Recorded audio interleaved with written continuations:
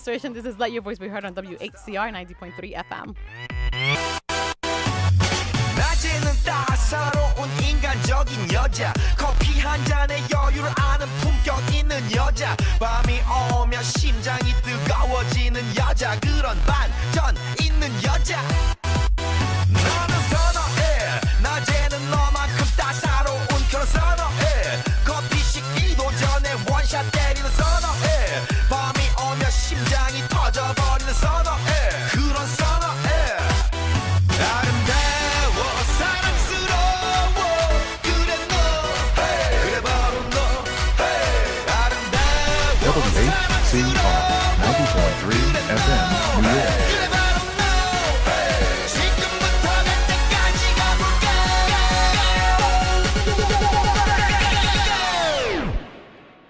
오빤 강남스타일 강남스타일 오빤 강남스타일 강남스타일 오빤 강남스타일 에이 섹시 레이디 오빤 강남스타일 에이 섹시 레이디 성숙해 보이지만 놀 땐 노는 여자 이때다 싶으면 묶었던 머리 푸는 여자 가렸지만 웬만한 노출보다 야한 여자 그런 감각적인 여자 나는 선어해 점잖아 보이지만 놀 땐 노는 선어해 내가 되면 완전 미쳐버리는 선어해 근육보다 사상이 울퉁불퉁한 선어해 그런 선어해 아름다워 사랑스러워 그래 너 그래 바로 너 아름다워 사랑스러워 그래 너 그래 바로 너 지금부터 갈 때까지 가볼까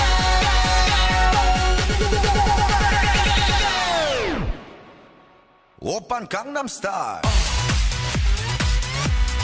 강남스타일 오빤 강남스타일 강남스타일 오빤 강남스타일 The symptoms and get the facts. You'll know the signs of a heart attack. Women, listen to me, and when I'm done, if it sounds familiar, call 911. Pain in your neck, chest, Arms ajar, shortness of breath. please tell us more. Cold sweats and nausea, tiredness, It's time to take it serious. Back pain, stomach pain, shortness of breath, cold sweats, nausea, dizziness. If you know the symptoms and heed the signs, you'll be around for a long, long time. Women, listen to me, and when I'm done, if any sound familiar, call 911. Learn a song that can save your life. Get a free download at womenshealth.gov/heart attack. Women, listen to me, and when I'm done, if any sound familiar, call 911. If any sound familiar, call 911. A message from the U.S. Department of Health and Human Services. 911.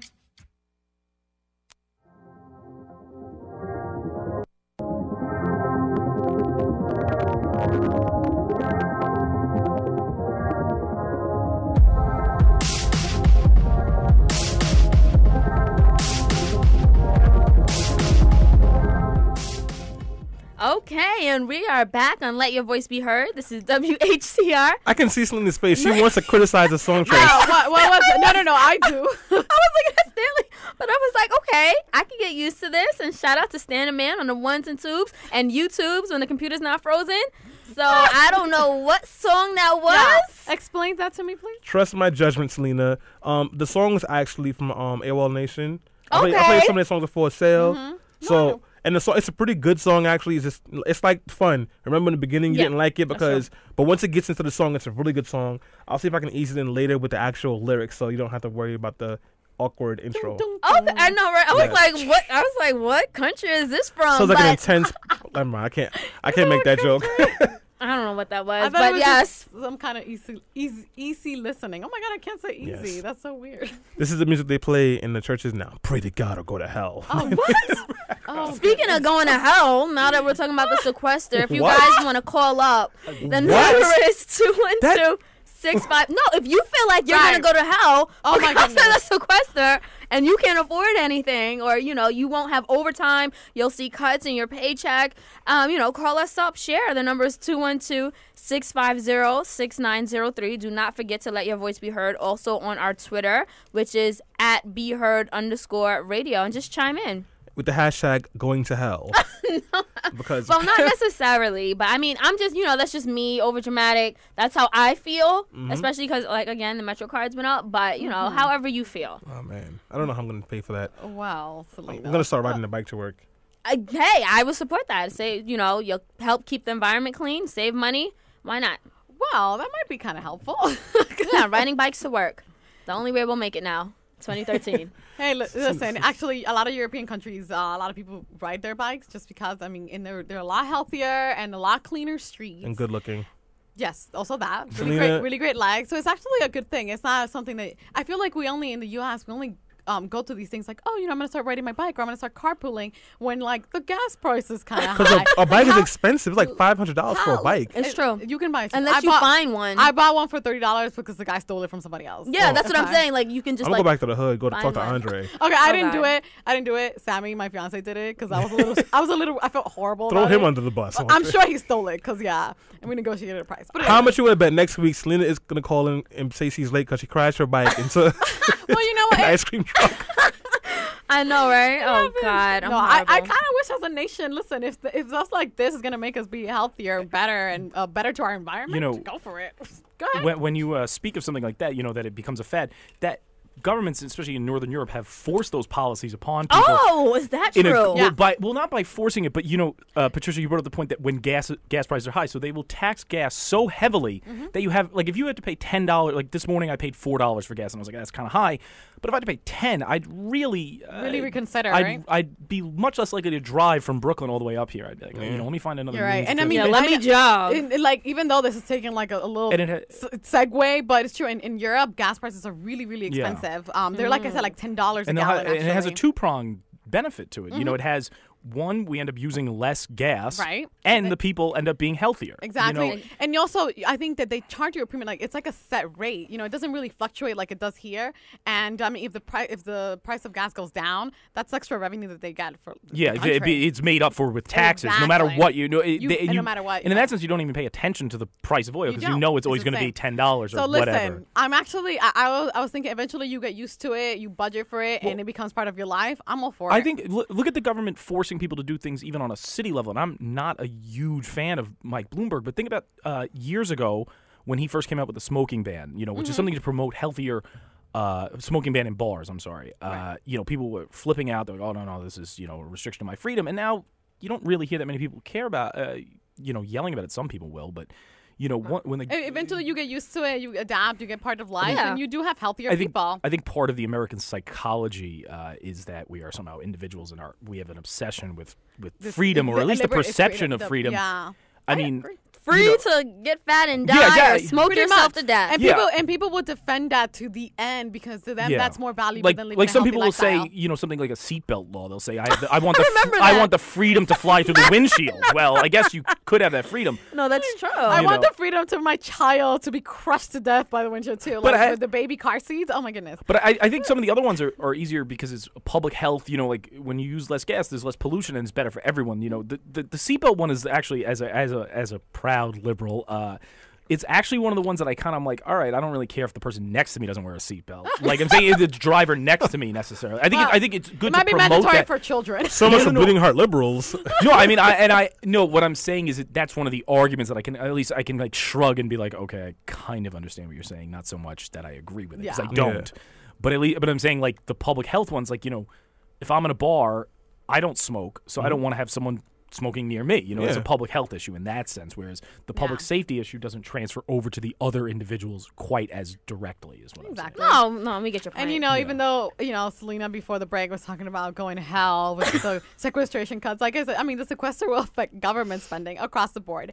The military will see $550 billion in cuts. They're going to be drawing funds away from national security and military operations. On the domestic side, cuts will affect healthcare, education, law enforcement, disaster relief, so FEMA might be getting their their funding slashed. Unemployment benefits, nonprofit organization funds, and scientific research, and some more. Scientific research, why? We need more of that, but Science is evil and teaches about things like questioning God. Anyway. I don't believe in it. Whatever. Liberals. Hold on, even though, everyone was having a panic attack, especially when I used the word hell, instead we're going there, there are a couple of things that the sequester won't affect, and I just want to run that down really quickly. I was going to get to that. Oh, okay, because, Like hell? No. Only because Selena's like she don't trust me. And she's no, like, I trust you, but I feel like I was causing the sky is No, falling. well, I was that's calling why it like Chicken Little. No, I know. That's why you said that we were gonna have. I was like, there are some things that are gonna be cut. I want people to really understand that it really could affect you. It probably will. No, but there are some things that won't be cut. You're right. I heard that they're gonna be it's gonna be affecting the heat in hell, and I don't know if I can handle that because I'm going there after work today. Well, no. Maybe. But they're not going to be taking money away from wars and military personnel, so they're going to keep that. Okay. Also, funding for Medicaid, Social Security, Pell Grants, veterans benefits, and some low-income programs will not be affected. Like So welfare. like welfare, which is, poor people programs. So don't if you have an EBT card or however you you make your money or however you're eating, however you put food on your children's table, that shouldn't necessarily be affected by the sequester. So That's yes, right. it's EBT gonna bowl touch till a you lot fall. and everything. Huh? EBT could bowl till you fall. You got Oh to my save. god, I can't believe can we tweet that out, Danielle? Bowl till you fall and EBT. Stanley just said it, not me.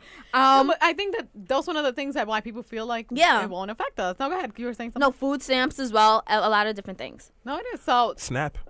And I want to point out an irony, or it's hypocritical, that the biggest driver of the deficit is probably Medicare in those, and it's untouched. And I'm not for cutting Medicare directly, but, these other programs are relatively inconsequential to the structural deficit, which is what we're all taught, or at least the obsession with the deficit is driven by the structural deficit and the ostensible danger it poses to the American economy and society. But the fact that we don't touch Medicare just shows to me what a joke this is.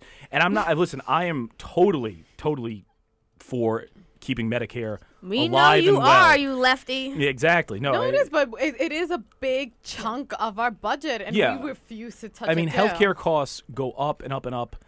That is because it's not Social Security. Social Security is just to me an absurd talking point. Another monster of its own. No, but the thing about Social Security, people are afraid of it, and especially people our age are like, oh, it's not going to be there, blah blah blah blah blah. It's a very simple mathematical formula to fixing relatively for a multi-trillion-dollar program. It's relatively simple, Social Security. First of all, it runs a surplus to 2037. This has happened before where the patron saint of conservatism actually fixed it in that way, Ronald Reagan, that at a point now if you make... You're bringing Catholicism in here. I see you. No. Please, no one mistake me for making any religious parallels between Ronald Reagan and my hero. Yeah. Obama is Jesus? Yeah, go ahead. No. No, I just think that's something that we should understand is that this doesn't really attack in any way. The hell part, we're not going to hell via it's not even at the expense of solving the structural deficit. Right. Necessarily, at least in those issues. It's all going to be on the backs of domestic programs, which is what true.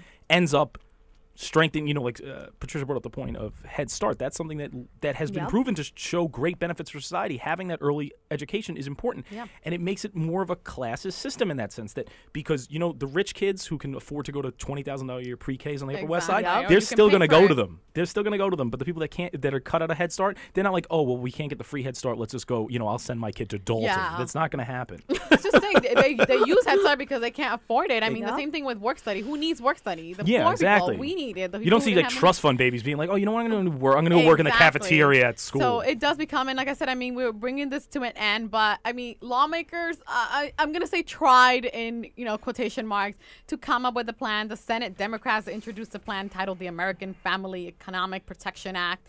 It identified $120 billion in savings that would replace sequester cuts by the end of 2013. That was shut down. Why? Republicans weren't in agreement with their solution. So eventually, they came forward with a counter proposal, and that would have kept the sequester in place. What? But I know. Obama is the one that implements the cuts, and he was not in agreement. So both plans were voted down. the thing with that is that it actually represents a constitutional, not crisis, but a very big constitutional issue, is that if Obama is allowed to totally determine where the cuts go, Congress is giving up its most important power, the power of the purse. If they start, I mean, that's the thing. That's why you'll hear members in Congress saying they don't want to do it because it's handing over. They've already handed over the war powers, basically. Exactly. So to hand it over to the discretion to where to cut to the president is a big leap. Is a big, yeah, constitutionally. It is a big to let him decide when technically, I mean, institutions themselves, they should be allowed to decide what their budget is. They should have agency over their own authority over how much money they need and they can spend and how they're going to spend it. And if you give that power to the president, he can just say like, oh, well, we're going to cut this, this, and that. And he doesn't really understand how each one of these agencies work. As much as he would try, he just doesn't. You just can't. I mean, none of us could. There's a lot of agencies. But anyway, we had to bring this to an end. I hope we didn't depress you too much. What happened, Selena? Why you get upset? Oh, I'm just like, I wanted to hear you talk for the next 3 minutes of the segment. It's all up to you. Selena, you are so unsubtle. No, because I didn't know what else to do. Because Patricia's like, "What happened, Selena?" And I'm like, "Well, let me just tell you what I'm thinking. What's on my mind." Selena, I think we have 2 different time schedules today. We really do. And why is that? I don't know. I'm looking at the paper. Really? Okay, because it says But I break did- 3:12:43. No, I mean no. Okay, that's But I did have I just want to ask something really quickly. If you were listening to President Obama's speech on Friday about the sequester, it kind of seemed like he was saying, I know that he talked about John Boehner, and he was saying, like, he gave him props and was like, the reason why we have a sequester is not coming from the leadership in the Republican Party, but it's more so just the congressional members. So, and Boehner himself also kind of seemed kind of like, frustrated with it, and he kind of like just put his hands up and was like, I'm through with it. So I don't know what's really going on. If it's just like political debate, they don't want to touch it. We have psychos in Congress. Yeah. That's the biggest problem. We have psychos in Congress, and because of redistricting, they're going to stay there for a long time. Yeah. And these people are really crazy. They think the sequester is okay. They live in a fantasy land where that you shouldn't get any kind of like health, sexual education while you're in school because that's going to make you want to go have sex with everyone. They think that you should just be able to, just not learn anything and assume that everyone's going to stay a virgin until they're married. They think that you shouldn't learn science because science is crazy. And you have these people who are running the country. Yeah, and also, Stanley, with that, we have to keep in mind the political reality for those that you're talking about. They are more fearful of a primary than a general election opposition. They're more fearful of someone from their right coming at them and saying, hey, this person voted against these ridiculous, they wanted to keep, food programs, food stamps and things of that nature alive. How dare we help poor people? No, that would be that. I mean, that wouldn't be the slogan, I'm sure, but that's basically what it amounts to. Oh my God, that's a great slogan. How dare we help poor people? But hey, I mean, it's kind of what it is. I know, and I'm sorry, Selena, for trying to go to break earlier. I was looking at the 12 o'clock hour, not the 11. You're 100% right. I mean, when you consider that the how dare we help poor people. Last year's vice presidential nominee, Paul Ryan, is obsessed with Ayn Rand. It's the reason he went to public service. Read her books. Read The Defense of Selfishness. Wait, who's Ayn Rand for people who don't know? She called herself an objectivist philosopher, but it was basically she wrote books about justifying individual interest at all times and didn't even believe in any sort of greater good, that those who serve their own interest, that we are selfish by nature, and that's what we should be. And why shouldn't we, right? But it's also that there shouldn't be any sort of help for those that cannot help themselves. Oh, wow. It's not. Yeah. That's why he worships her. Yeah, no, in the Defense of Selfishness, I'm pretty certain this is the Defense of Selfishness, she compares the Medicare to a hoodlum stealing a yacht. Are you serious? What? How does that even correlate? What? I mean, it's because the funds are coming from other people, non-rich old people that can't get health care. So they're stealing that That's yacht. horrible. Well, this is why She is people. horrible. I mean, you see a lot of these memes, and especially on Facebook, and people she was also an atheist, so people joke about they put this quote of how she definitely doesn't believe in God next to a picture of these Republicans that are so God obsessed, but they still they worship her not because of her ethical beliefs or believe in God or whatever, because of this belief that it's just we're selfish. Well, You take care of yourself. If another person can't take care of themselves, that's their own problem. Wow. With the Ayn Rand thing, the other reason that okay. Well, I'll talk about it some other time. I could go on, and students that have had me know how much I hate Ayn Rand. Why would I would love to take that And class. you know what that means? That Mike is going to write us an editorial about why he hates Ayn Rand. Did I get the name right? Sure. All right, there we go. Guys, thank you for listening to me. Sorry that I almost cut you close, so then we went a minute over. There we go. We'll be right back with the news roundup. This is Let Your Voice Be Heard on WHCR.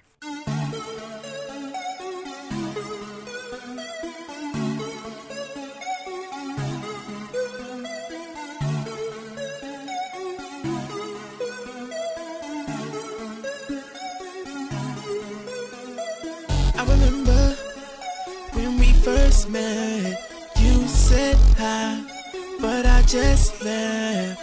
Don't know what was going through my mind that moment. Who knew you be the one that I wanna share my home with? So beautiful, so gorgeous, so wonderful and flawless. June 19, we really started talking. Since then I've been living in a real life heaven. All these memories keep coming in my head about you and me.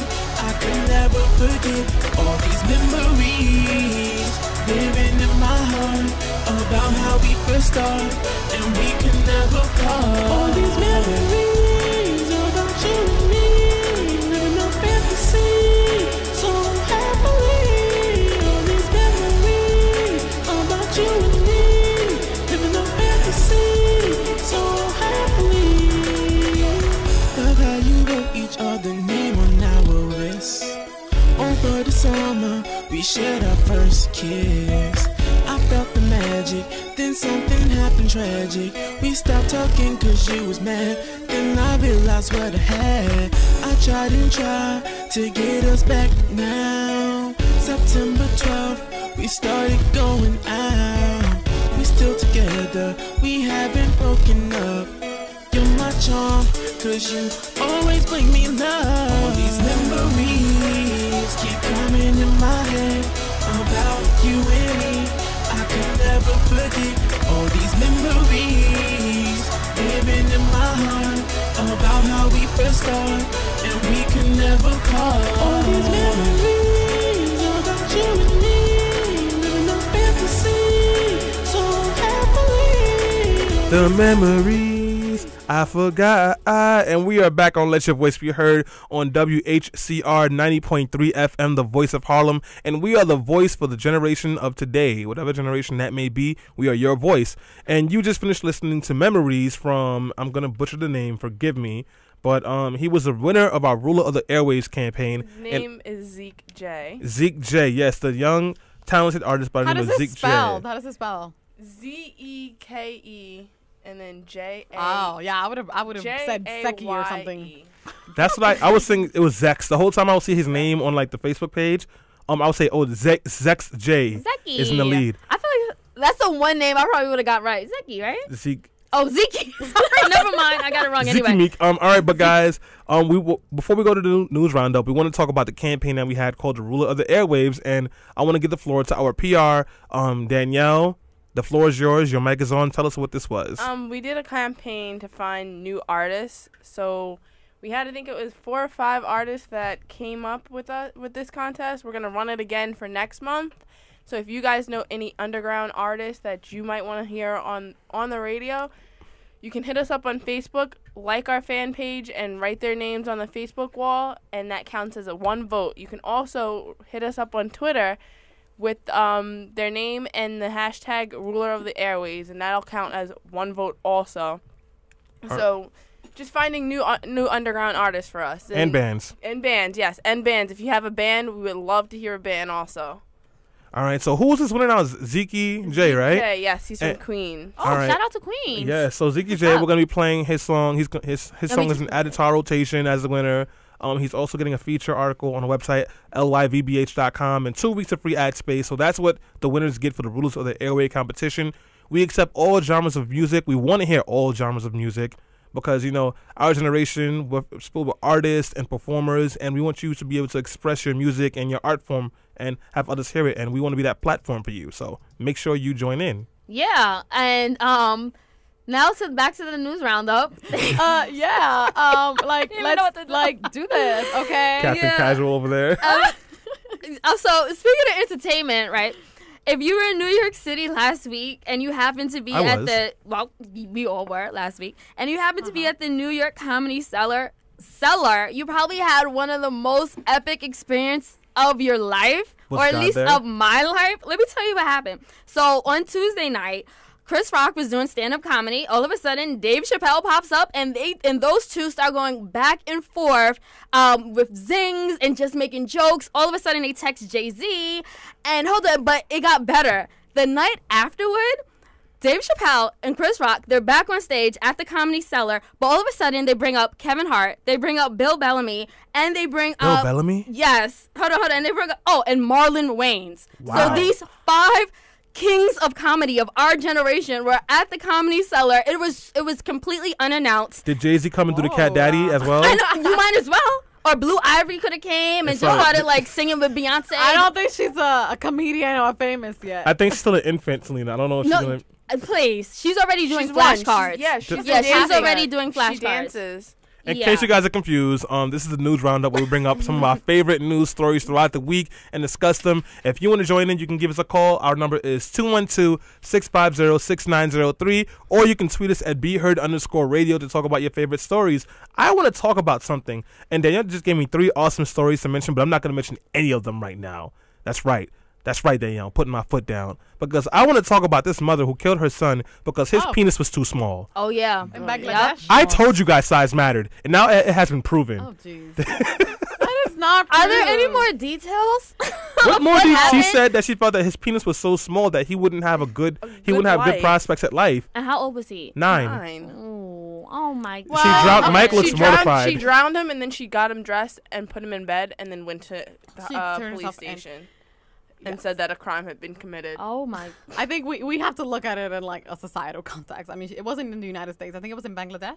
Yeah. Something, yeah. And Wow. I believe that, I mean, usually having a son is like Yeah. the most important thing, and that son will bring you like everything that you got. It's totally no, and I'm not defending. I think she's being like looked at for kind of mental Yeah, problems. definitely. She is. obviously. Yeah, But she you know, sounds I like mean, she's off. you know, what drove her to do that is like completely insane. But she's literally like, you know, your son brings you honor, and if he's not honorable enough, then there But you who go. else is gonna know besides his Yeah. wife and people that sleep with him? Come on, I don't get it. Well, Who's judging him for that? well, this is a society where, you know, married life is not private. It's public affair, and it's you. So they marry have sex in front of everyone? No, honey, but you marry families. Skype it. You marry a family. You don't marry an individual. And actually, yes, sometimes the first sexual encounter is done by other people, not necessarily watching, but behind a curtain, Ew. especially to make sure that the The girl wo- is a virgin. Yeah, Do the but move I that, taught they're you, son. not Do the judging his move. penis size. That is So yeah. wow. So maybe, That's creepy. So I maybe wouldn't be she able to could have been perform. like, yeah, this ain't working. So you know, maybe the mom was like, I can't have that happen. I mean, it really is. Like, you know, a marriage is a public affair. It's Is not it like in? private. I'm finished already. So it's horrible. I can't. horrible. That is so horrible. Speaking of small penises, there's a new version of the Harlem Shake, Oh, and geez. everyone is doing it. We have to do one too, guys. I'm telling you. We'll try. But Google has done a video for the Harlem Shake, Yep. which is pretty awesome, and The Simpsons, and the Miami Heat, which is why we have to do it because we're better looking than all those people. The army as well. The Type Army? it- Oh my And God, yeah. eBay. Do the Harlem Shake into YouTube and click enter and just watch the magic I'm sure. happen. Well, We'll have some on our website. You go to our website for that stuff, all right? Not YouTube. Well, since it started, it originated in Australia on February 2nd, and since then, over 12,000 people have uploaded Harlem Shake videos. People have actually did reports and found out that people that live in Harlem right here are very upset that they are stealing the Harlem Shake name because, of course, it has nothing to do with the original dance. Exactly. So Pete Diddy and Pete Diddy, you said? you know Pete Diddy. How we used to do the Harlem Shake back in like Yeah. 2003. With Mace. Get smacked Yes. silly. Oh my Yes, it has God. nothing to do with the old Harlem Shake. I don't know where they got the name from. How did they just rename it? Whatever. I don't I think- know. I I don't know. have no similar. idea. It's similar to It's a similar movie. And the Yeah. fact that you're convulsing in a Yeah. weird... Okay. You know what? I like it though, and I love the song too. It gave Harlem some notoriety, so there you go. Well, Kinda, actually, sorta. I was walking to the bar last night, and I saw a one man doing a Harlem Shake, but not the one from Harlem, and they chased him down the block. Stop. Are you Yeah, serious, no, I'm not. Stanley? I'm not. Oh, I'm like, really? Is that Yes. impactful? Well, anyway. The Harlem Shake. Get him! No, that's not. No. Speaking of things that are impactful, Really?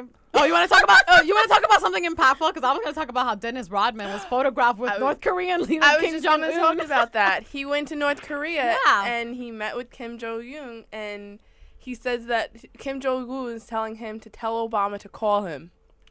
He watched the basketball game with him. I think celebrities have a history of palling around with like dictators and terrible people. Like, didn't Mariah Carey like perform for like Gaddafi's son? oh yes, I remember Yeah. that there one. was, I like, a remember big that. deal. They always do that. I mean, they didn't. This is a bunch of people. I think it was like Sean Penn was like with Hugo Chavez. Yeah. It was just they just love it. They get paid a lot for that. Yeah, like They're Elton John got whatever. paid $3 million to Oh, perform at Rush Limbaugh's wedding, which I would wow. say is on the same plane as a lot of other horrible people we're referring to. But Oh God, right. Hilarious. That Oh, my is goodness. funny.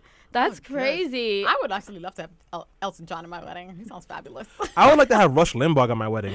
What? Commentating? Just telling me how bad I am because I'm black. I can picture him like just Democrat. like going at the buffet, like with like just shoving your food in his mouth. I think he's very With, like, gross, Percocet? like. Oh my God. Well, I mean, I think he's very just gross. I don't know. There's you can't really Yeah. defend Rush Limbaugh. I feel bad though. We're You so really like trying? once I was thinking like, how can I? No, I really Look, can't. this I is feel a man who one-sided. defended the Lord Resistance Army because they're Christians when they go and kill people and take child soldiers and rape women, and he's just like, they're Christians. Obama is killing Christians. I Really? think we can all agree that Rush Limbaugh is a tool bag. No, I mean, think- he's a horrible, horrible person. he's just, I mean, he gets paid to do what he does, and he gets paid well. So Yes. I don't mean But he my bites the dust. Stanley and I had a art teacher in high school, and she was like, she's really, really Republican, like crazy Republican. And I'm her friend on Facebook. I actually unfriended her, but because it was just too much. But she liked a group called Babes for Limbaugh.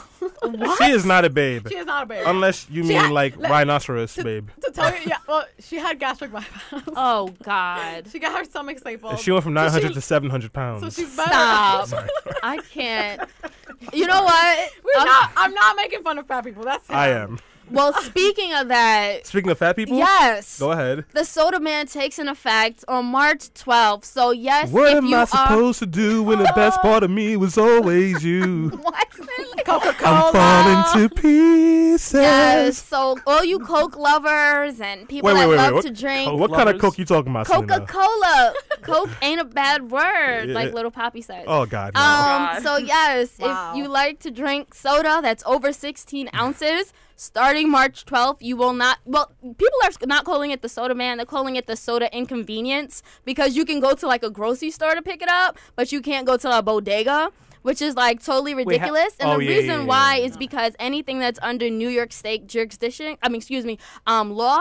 Will not be Will not be banned, affected, yeah. but anything in the This is a city city. under Mayor Bloomberg will take effect. Which is why he's trying So- to push it to make it New York statewide. Does this affect Molly's? Because that's all I'm worried about, Oh, guys. geez. What, That's- Stanley? Oh. Well- I had a Trinidad James song in my head. Just pop the Well- Molly, I'm sweating. Oh my God! You guys and your Molly talk. Look at him. He's like, white guy Okay. is confused. Yeah, I am. You managed. I'm so confused. I think right a now. lot of people are confused. Stan, can you explain that to me, please? Molly is pure ecstasy. So it's like this Oh. new drug that everyone's been taking. It's not new, but everyone's been taking it now, and it's always in songs. And one rapper, a really horrible rapper, I like them. he has a song called I Go bet you All Go do. Everything. He looks like Jerome from Martin. I said Jerome's in the house. I haven't watched. Oh, No. God damn it. I have You gotta- not that many. I've watched like 2 episodes of Martin. All right, well, he looks like he looks like a cartoon character, and he has a song where he says the N-word 70 times. But in between saying the N-word, he goes, Papa Molly, I'm sweating. Woo! And So, he like- does that dance. Yeah, and then after that, he It's says, really Mama catchy. always told me, boy, count your blessings. I don't know what that has to do with Molly. Selena, I'm so sorry. I do not want to question your taste in music, but that sounds horrendous. It is a horrible song, but It is a horrible song. but that I'm part right questioning there, your I just taste in love it music. because it's hilarious. When they say yeah, I woo. laugh at it. Yeah, Yes, thank you. Because like Yeah. one of the symptoms from Molly is like lots of sweating, like lots and lots of sweating and like extra saliva. So drugs. And, Oh, I like- mean, you go through withdrawal and you like stop drinking coffee, let alone like ecstasy. But oh, jeez. I know. So Well, yeah. now it's gonna suck. And if you work for Yahoo, you're not gonna be able to stay at home when you pop a Molly and be like, oh, I'm working. I'm working because Marissa Mayer, she's a CEO. No, please I'm explain Patricia with the Yahoo. Who's popping Molly during work hours? If you work at home, why wouldn't you? Yahoo people, you worked at home. They could have.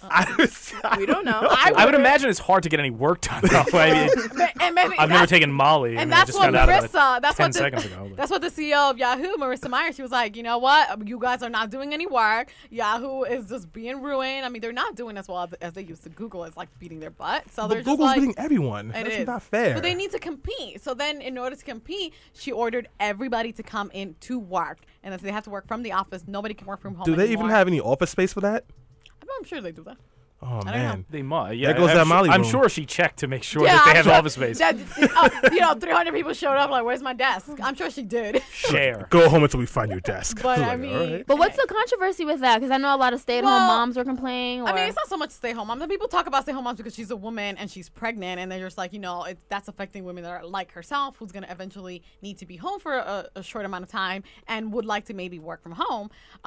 But she's saying it's like, this is not about personal benefit. This is more about company productivity. And we're saying, like, when you give people this, like, able to control their time and how they manage their work, they work better. But she's saying, like, it's not working out, so we need to do something different. But isn't it been proven that people who work from home are more productive?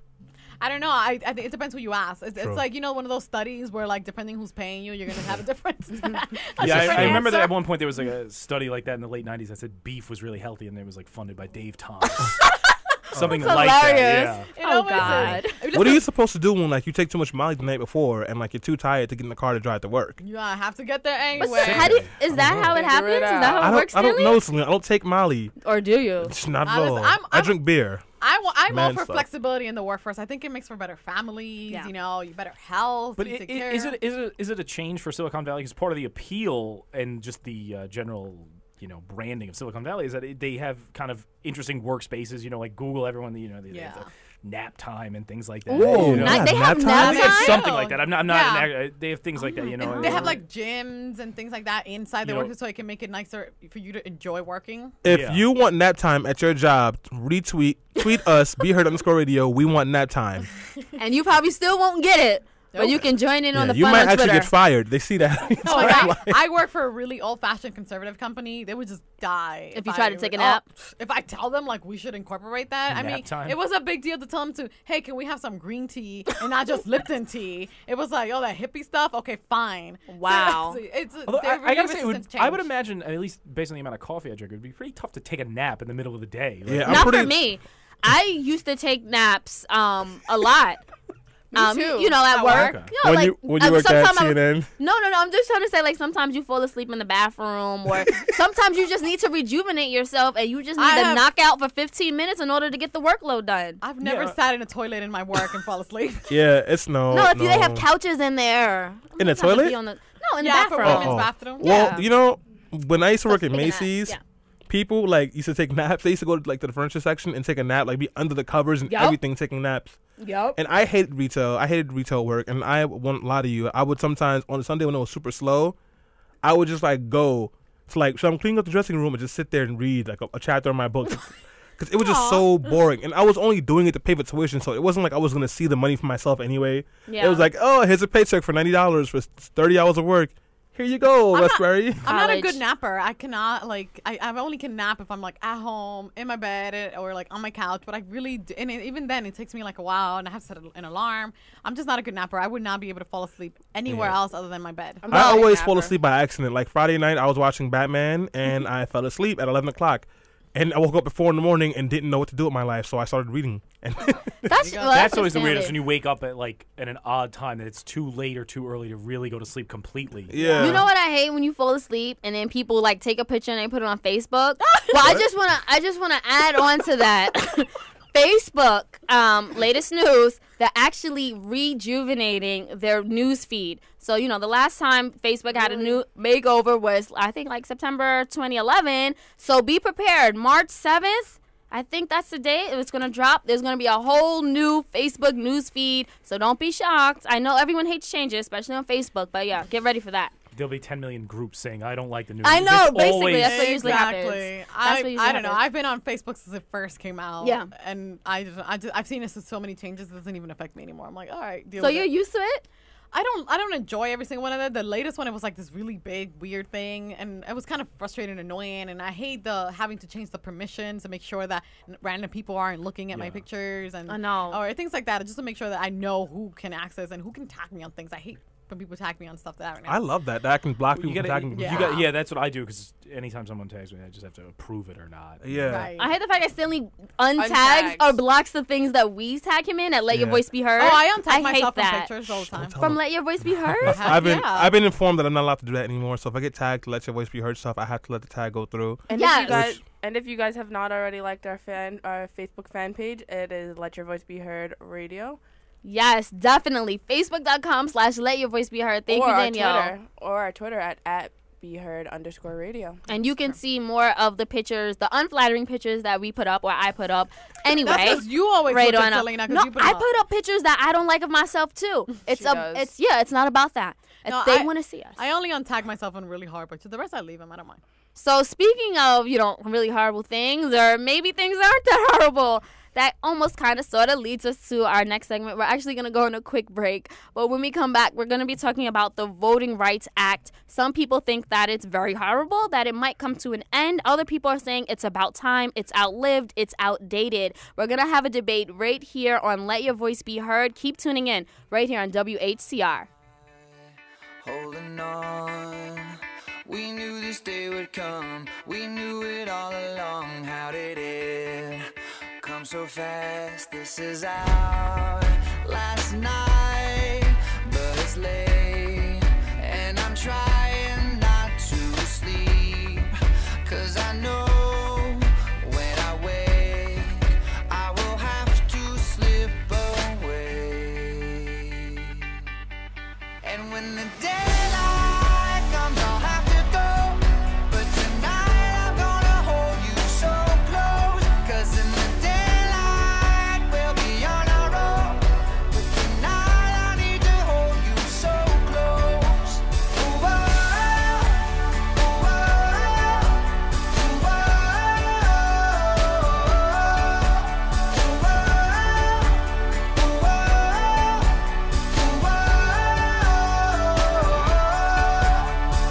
Here I am staring at your perfection in my arms, so beautiful. The sky is getting bright, the stars are burning out. Somebody slow it down, this is way too hard, 'cause I know when the sun comes up I will leave. This is my last glance, that will soon be memory. And when the daylight comes I'll have to go, but tonight I'm gonna hold you so close, 'cause in the daylight we'll be on our own, but tonight I need to hold you so close. Ooh, oh, ooh, oh, ooh,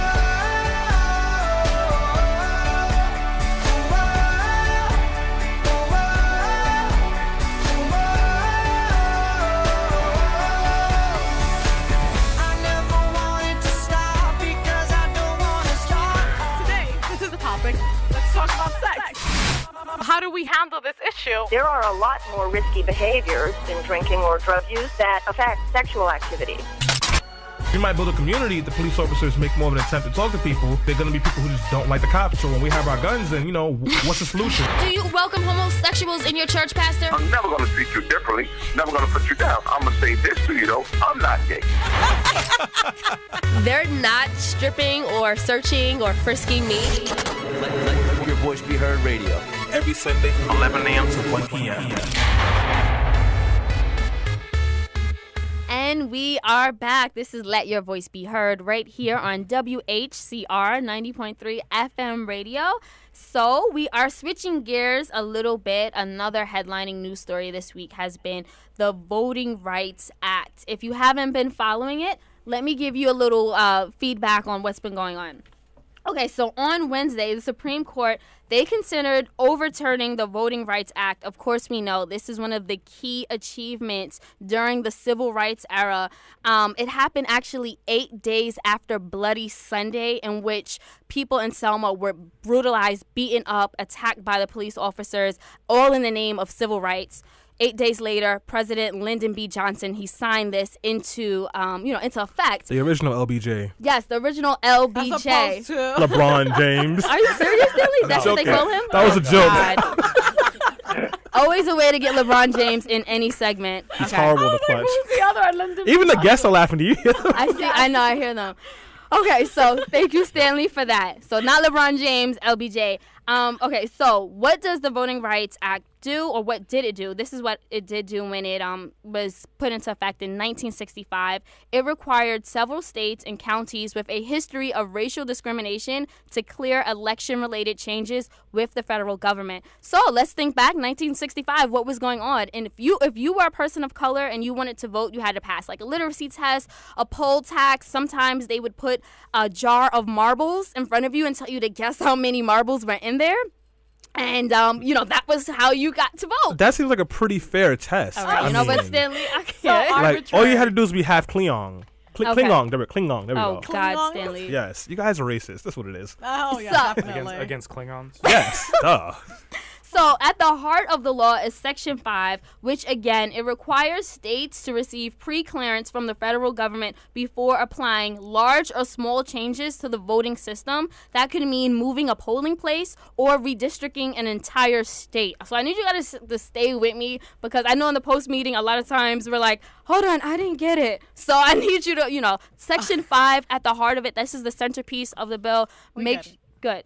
Okay, so just to move on from there, these are the states that actually Section 5 affects. This is Alabama, Alaska, Georgia, Louisiana, Mississippi, South Carolina, Virginia. They're all covered, and as well as parts of Arizona, Hawaii, and Idaho. Aren't those all the I Hate Black People Fraternity Incorporated states? Oh, God, Stanley. I'm just checking. Oh, God, Stanley. I mean, if you want to put it like that, they're mostly southern states. Didn't yes. Alabama just ratify the slavery abolition? Like, yes. I'm just saying, And it's so funny. SNL made a joke. They were like, not only did they wait 150 years after Lincoln abolished slavery, but they waited, a month after Lincoln the movie came out. So it's like, let's go Alabama. Let's move on with the time. Okay, so now what's going on with the Voting Rights Act? There's actually a case. It's called the Shelby County versus Holder. And Shelby County is in Alabama. They're making a case against the voting law, stating that the Voting Rights Act was temporary and it was meant to fix a problem that has already been solved. And they're saying Section 5 is no longer justified. Look at it. We have a black president. We have racial progression. There's a lot of things that are, this is not 1965. There's no poll taxes. We can move on. To help, okay, and then let me just throw in another key fact over this week. On Wednesday, Supreme Court Justice Scalia, he actually described the law as a perpetration of racial entitlement. So we're definitely going to get into that. Wait, yes. We're treated better now because we're people of color, so that's okay. Yeah, basically, that was what Scalia sounded like he was saying. I mean, it kind of took me by storm. I was like, I really don't get what he's trying to say. Like, what does he mean by that? Understand it either. It was, we're all. I think that voting is an entitlement itself for the human race, not any race, in particular. So to help us further, clarify. What'd you say, Stanley? I think it's a right. Yes, a right. Excuse me. Yes, not entitlement. No, thank you. No, I meant a right. It is a right. Thank you so much. I'm going to let her go with that, but I don't know. No, but I'm going to just let her. No, right. That's what I meant to say. Thank you, Stanley, on that. So to help us clarify and talk about the Voting Rights Act a little more, we actually have two very important people on the phone right now. They are both key figures in this case. We have Roger Clegg. He is the president and the general counsel of the Center for Equal Opportunity. He focuses on legal issues arising from the civil rights law. He also has worked as the deputy assistant attorney general under the Reagan administration and the Bush administration. And I say he's a key player because, and he can correct me if I'm wrong, but he provided key intellectual support to David Blum, one of the key players that filed the lawsuit a couple years ago, I think early in I think around like 2005, 2006. So he was involved with working with him and just, trying to take down the the Voting Rights Act. So. And also we have on the line David Ho, who is a lawyer with the NAACP Legal Defense Fund, and he has been working on this case since its inception. Thank you so much for joining us here, gentlemen. Thanks for having me on. Okay, great. So we're going to just do this one at a time so we don't get the voices confused. Let's just start off with, so should the law be updated now that we have more voter turnout, higher registration rates, and minority candidates now hold office at unprecedented levels? Now, if you could just start off, I'll start off with you, Dale Ho. Again, he is a lawyer with the NAACP Legal Defense Fund. If you can just start us off with saying, the question is, should it be updated in any type of way? The law was made again in 1965. Well, let me say, first of all, you're absolutely right that the country has seen tremendous progress since 1965, right? We have much higher rates of minority turnout and minority office holding than we had in 1965. We have now today. That being said, that doesn't mean that we don't still continue to have significant problems of discrimination. Congress compiled a 15,000-page record in 2006 and heard testimony from over 90 witnesses, and after the end of that process determined, we still do have significant problems with discrimination. There were over 1,000 discriminatory voting laws that were blocked under the Voting Rights Act since the last time it was reauthorized in 1982. So Congress did, in fact, make a determination that we do still need the Voting Rights Act, and did, in fact, update its determination as to whether or not we need the Voting Rights Act in the particular places of the country that have always had the worst problems with discrimination. Okay, so thank you so much for that. Again, that was Dale Ho from the NAACP. Roger, if you can just jump in, what is your response to that? And I know that you take a fairly oppositional opinion to the Voting Rights Act and the fact that we have seen some racial progression. So, what do you say to that? Well, let me correct a couple of things that have been said. It's not the whole Voting Rights Act that's at issue here. It's one part of it, Section 5. And I wouldn't even call Section 5 the heart of it. The key provision in the Voting Rights Act is Section 2, which applies to the whole country and which codifies the constitutional right to be able to vote free from racial discrimination.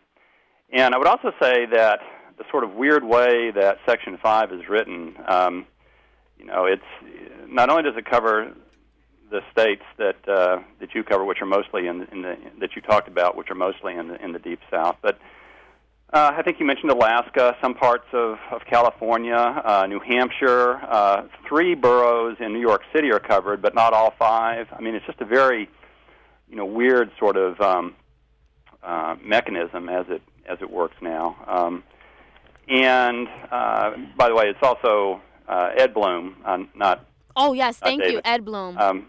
But who is a key player in the act, and whom I've talked with over the years about it. I'm not sure I would say that I was the intellectual guru of the case or anything like that. But as you mentioned, Selena, the thing is that Section 5 was written as emergency legislation, in 1965, relying on data back then, and it just doesn't. It has never been updated. It's still relying on data that are decades old, and you're right. The registration levels in the South are now on par with registration levels, for African Americans in the rest of the country. Turnout is on par. There are probably more African American office holders now in the South than in the rest of the country. So all of those are things that make it obsolete and that create real federalism problems, because it's a very intrusive kind of statute. States and jurisdictions have to get permission from Washington before making any change. They want to move a polling place across the street, from the junior high school to high school. They can't do that until they get the blessing of the federal government. It treats states and jurisdictions differently based on data that's obsolete. So there are all these federalism problems, but plus it actually is a statute now that encourages racial discrimination and encourages race-based decision-making. It encourages racial gerrymandering and the creation of racially segregated voting districts. And that, by the way, is what Justice Scalia was talking about when he said it had become a statute with racial entitlements in it. He wasn't talking about, the right to vote to be free from racial discrimination. I mean, that's actually in the Constitution. Yeah, and Roger, not to cut you off, but you said that Section 5 is actually perpetrating more racial discrimination. Can you kind of explain, and gerrymandering, can you just explain a little more about what you mean by that? Sure. As you mentioned and as I mentioned, before you can make any change related to voting now, you have to get permission from the federal government, and they have to decide whether the change is consistent with there being no discriminatory purpose or effect. And one of the changes, which, again, I think you mentioned, Selena, that one of the kinds of changes that has to be pre-cleared is any kind of redistricting. That is, whenever you decide that you're going to draw voting districts in a different way, you have to get permission from Washington. Well, what the Justice Department and what the courts have used that discriminatory effect language to mean is that the Justice Department should be requiring jurisdictions to engage in racial gerrymandering and to create segregated voting districts. And that is actually the main use now that is made of Section 5. And not to cut you off, Roger, but I just want to give Dale some time to speak because you're making a lot of key points. And before we continue to go further, I definitely want to get your feedback, especially on Section 2. Now, again, I'm going to just rewind for anyone that's listening. Section 2 is another key part of the Voting Rights Act. It actually applies nationwide, and it puts the burden of proof on plaintiffs to prove that a voting change is discriminatory, as opposed to Section 5, which prevents it from happening from the start. So it's they're things that kind of complement each other, but they're both very much needed. And a lot of people argue that you cannot supplement Section 5 with Section 2. So Dale, you heard the comments. If you can just kind of tell us what do you feel about Section 2, and do you think that Section 5 is actually perpetrating more racial discrimination? Well, Roger made a lot of interesting points, and I'd like to respond to a few of them. First point that I think that Roger made was that Section 5 isn't really the heart of the Voting Rights Act. Well, that language describing Section 5 as the heart of the Voting Rights Act actually comes from a Supreme Court decision in 1965. It's not me or the Legal Defense Fund or Congress who are calling Section 5 the heart of the Act. It's the Supreme Court, because what the Supreme Court recognized was that this is really the most crucial part of the Act. It's responsible for those improvements in registration and minority office holding that Roger's been referring to. But registration and minority office holding aren't the end of the picture. After 1965, when Section 5 was first enacted, minority registration immediately improved in the next few years. But here's what covered states and counties did in response to that. They started slicing and dicing minority communities as if to say, okay, fine, African Americans, Latinos, you can register to vote, but you're not actually going to be able to elect anyone, right? So they actually started engaging in the very kinds of racial gerrymandering that Roger's referring to. So I actually would disagree with his assessment that Section 5 encourages racial gerrymandering. In fact, the opposite has been true. Section 5 has prevented gerrymandering that's been an obstacle to minority citizens and communities from having a voice in the political process. And let me give you three quick examples of how Section 5 and the Voting Rights Act have prevented that, right? So one example, Augusta, Georgia, in 1987, when they were considering what new subdivisions to annex into their county, they actually sent a county official to go door to door to determine the racial makeup of houses that were and neighborhoods that were trying to be annexed into the county to ensure that the county stayed majority white, because they didn't want African Americans to become a majority of the voters within the county and therefore elect African American candidates. We're not talking about something from 1965. We're talking about something from just a few years ago. Another example, Selma, Alabama. You mentioned the Selma to Montgomery March, which gave birth to the Voting Rights Act in 1965.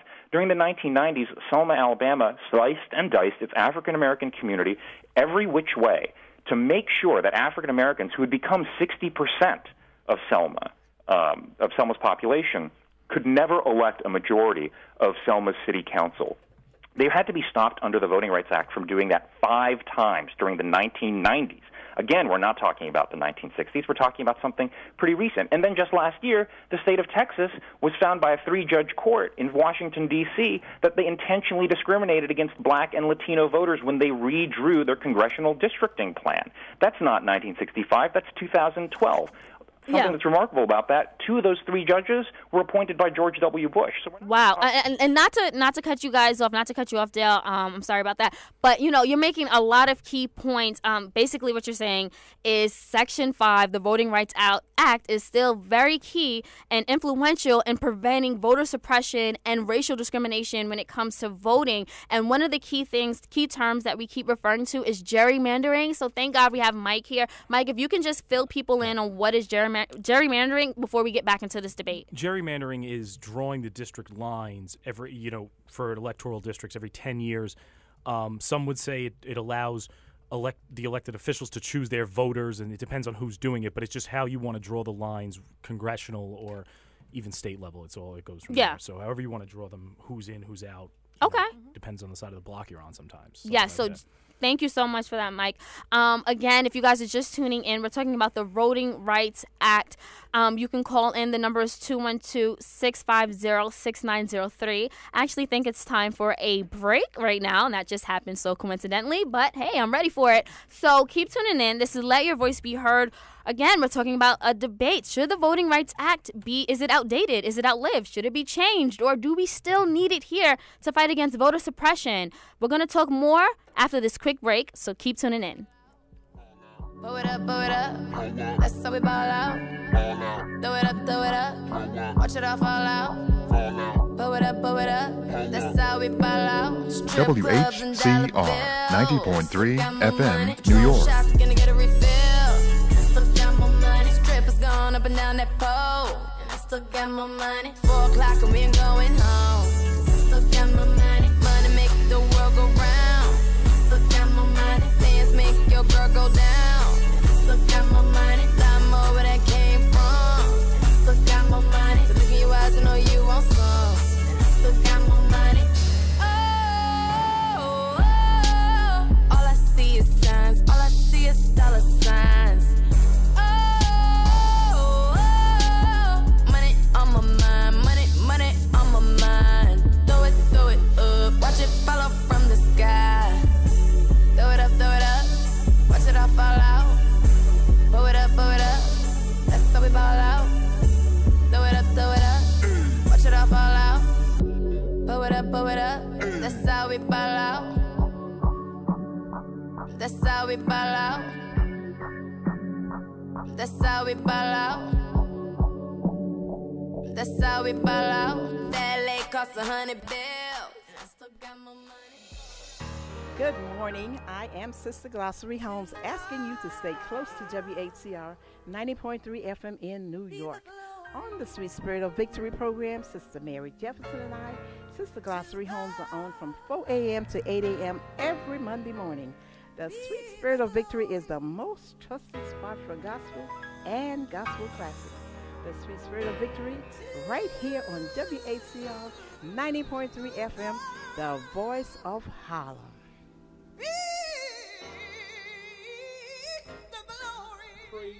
Praise God, we are back on Let Your Voice Be Heard on 90.3 FM WHCR. And we have been talking about the Voting Rights Act that's going up for the Supreme Court. And Mike made some pretty interesting comments about the gerrymandering, and I wanted him to have a chance to mention that before we go back to the guest. So, Mike, the floor is yours. Oh, no, what we were talking about in the break is that, Roger Clegg made the point that that it ends up hurting sometimes the minority groups, and I think it does to the extent that you do have increased increased representation, but you also end up getting these districts that they're no longer swing districts, and you end up having really strong white districts and really strong minority districts or black districts, depending on how you look at it. I don't think it makes the case to get rid of Section 5. I think it makes the case to nationalize, to make sure, I would say it, especially what we saw in the last election with disenfranchisement all across the board, Pennsylvania, all these places, or attempts to disenfranchise voters. I think that we need the Voting Rights Act to be expanded. I don't think the fact that it's failing in these specific issues, because African Americans, I don't think they're no longer the majority, the biggest minority. So as Roger Click brought up, that these stats are based on 35-year-old. Yes. We have to change the data, and I think expand the Voting Rights Act. I think that's something that should be incorporated, because we're given the choice of either get rid of it, and I think that could be a consequence of the court being so backdated, and that 5 of the members, especially, I would argue, are from you got Antonin Scalia, who's you mentioned the racial entitlement, who has kind of just given up on any pretense that he is not an activist judge. But that's just so. Let me give Roger maybe that's the pretense that I'm a chance to respond. Again, we have Roger Clegg on the line. He is from the Center for Equal Opportunity. Roger. Well, I agree with some of what Mike is saying. I mean, I think implicit in what he's saying is that it doesn't make sense anymore to draw distinctions between the South and the rest of the country. And, of course, if that's true, then Section 5 of the Voting Rights Act is unconstitutional. And I agree with that. I also agree that gerrymandering is I agree with his definition of gerrymandering, and it is true that it can be used to hurt people. It can be used to hurt white people. It can be used to hurt black people. It can be racially motivated in all kinds of ways. And I think that any kind of racial gerrymandering, whether it's the kind that was done back in the bad old days to hurt African Americans, or whether it's the politically correct kind that's being used today, I think it's all wrong. And I say that, as somebody who is a Republican, and who would acknowledge that, unfortunately, a lot of Republicans like racial gerrymandering that Section 5 is being used for. I don't.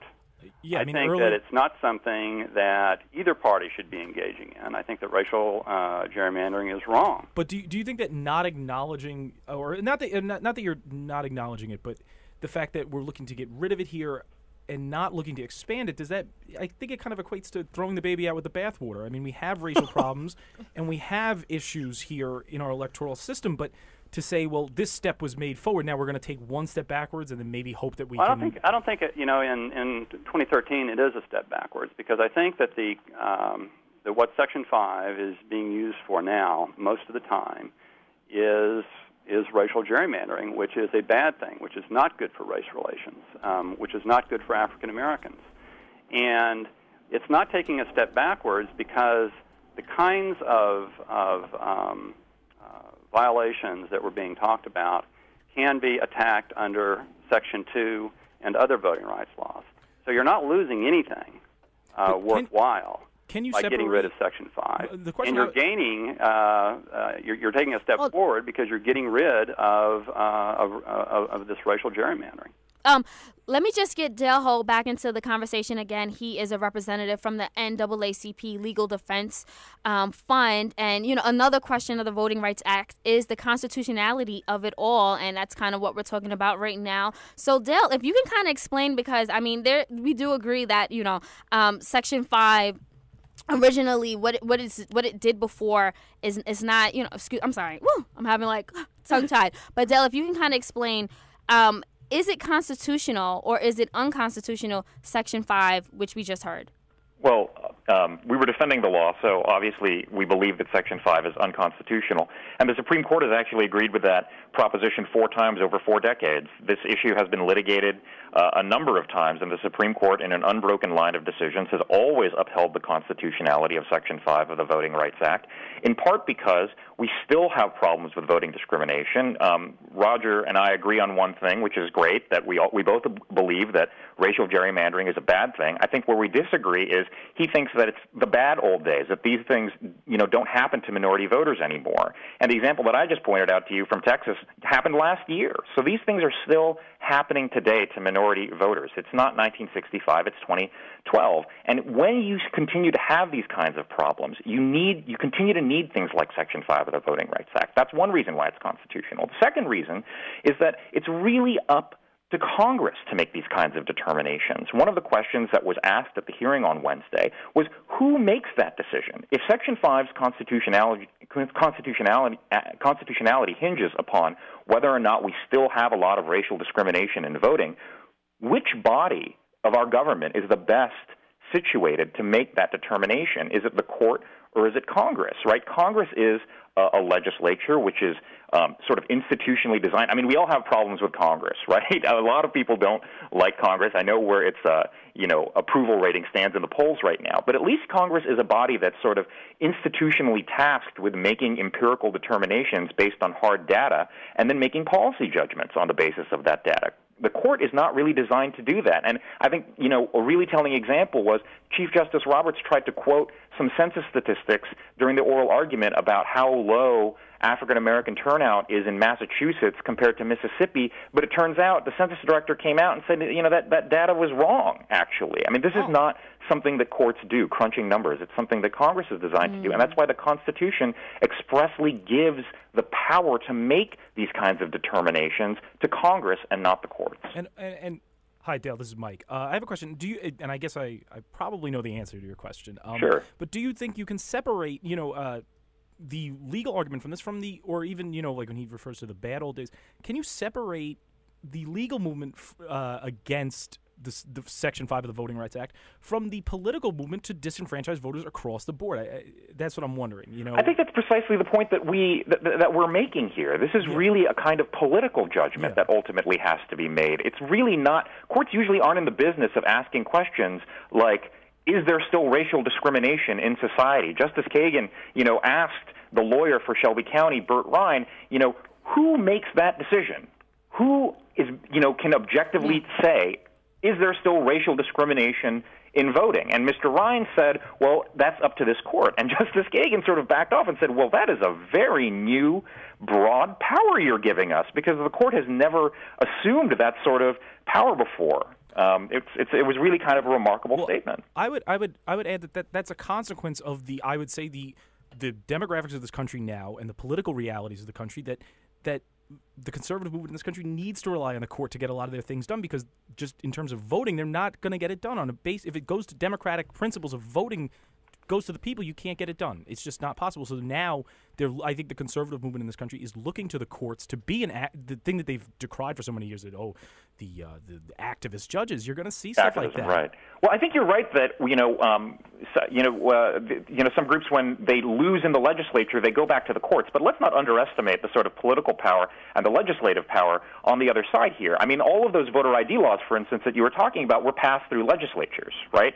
The redistricting plan in Texas that was intentionally discriminatory against blacks and Latinos and struck down by a three-judge court last year, that was passed by a legislature. So the folks who would discriminate against minority voters still continue to wield substantial influence and power in legislatures around the country, particularly in the states that continue to be covered by Section 5 of the Voting Rights Act. Mm-hmm. That's the one place where I would disagree with you. Yes, we do see discrimination in other places. There was a voter ID law in Pennsylvania. There was one in Wisconsin. We are concerned about those things, but you don't see the kinds of repetitive acts of discrimination in those places the way you see them in a place like Texas or Louisiana and Mississippi. I mean, Texas has never gotten through a redistricting cycle without getting slapped down by a federal court for discriminating against its own minority citizens. Now, that is a kind of record that you just don't see in a place like a Wisconsin or an Illinois. I just want to get Roger Clegg back into the conversation, and I actually had a question for you, Roger. Now, again, like we've been pointing out, in the last election cycle, if we just look at that one in 2012, Section 5 was used to block voter ID laws in Texas, South Carolina. We remember in Florida, early voting was cut back. They wanted to cut that back. There was redistricting maps in Texas. And again, Section 5 blocks all of these measures from going into effect. So, Roger, if we get rid of Section 5, I want to know what do you say, what should we do to, just prevent voter suppression? Because we do know that is a factor, and it's something that does disenfranchise particularly groups of color or, minority groups that don't make a lot of money. Well, if you actually have a statute that's being used to keep people from voting because of race, whether it's a voter ID law or anything like that, you have all kinds of things besides Section 5 that you can use, most particularly Section 2 of the Voting Rights Act, which we were talking about before. You're also assuming that all voter ID laws are racially discriminatory, and that's not true. Yeah, Roger, and I don't mean to even cut you off, but I'm getting signs that we're going to have to wrap up soon. But I just want to say, when you say we can use Section 2, now Section 2 is very different because, again, because it is there to, if a plaintiff has to prove that they have a voting change, that it is discriminatory, that it did affect them in a negative way. So you have to go to court. That means you have to spend extra time. You have to spend extra money. And the litigation process itself is overwhelming. So to say that we have Section 2 that will defend and prevent voter suppression is not necessarily true. It doesn't work that easy. Whereas Section 5 itself, it prevents it off the back. You cannot do this. You cannot, in order for you to redistrict, to make a redistrict map, in order for you to change early voting or Sunday voting, which we know African Americans are key. They used to vote after churches on Sunday. You have to get federal clearance. So there's a big difference. How do you say that Section 2 could prevent voter suppression in this way? You would bring exactly the same kind of claim. The only difference is that now the person bringing the claim has to prove by a preponderance of the evidence that the discrimination is occurring. That is the way that every other civil rights statute in the United States works. Wouldn't you say that this would hold the process down? Lawsuits and to win them. Wouldn't it slow the process down? You're assuming that voter ID laws are being motivated by race rather than by a legitimate desire to stop voter fraud. The Supreme Court has upheld voter ID laws, which, by the way, are not passed just in the Deep South. The one that it upheld was passed in Indiana. So I think what you just said, Roger Clegg, again, voter ID laws, you're saying, is to prevent voter fraud. Right. Not you're saying that it has no correlation to race and disenfranchisement. And what I said was that was the reason.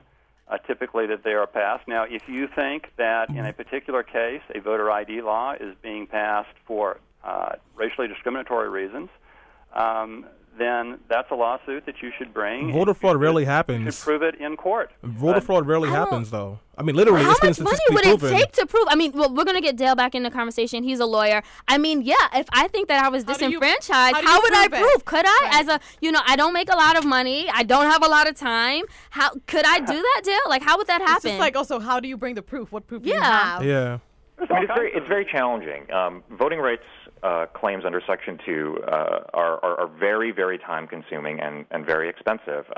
Congress heard evidence that these lawsuits cost frequently over $1 million. They take several years to litigate to a final judgment, which means that they happen after the election, right? So even if you win one of these extremely difficult and time-consuming lawsuits, it's usually too late because the election has already taken place under a discriminatory legal regime. And at that point, you can't go back. You don't just say, okay, well, let's just have a do-over of that election. They say, well, better luck next time.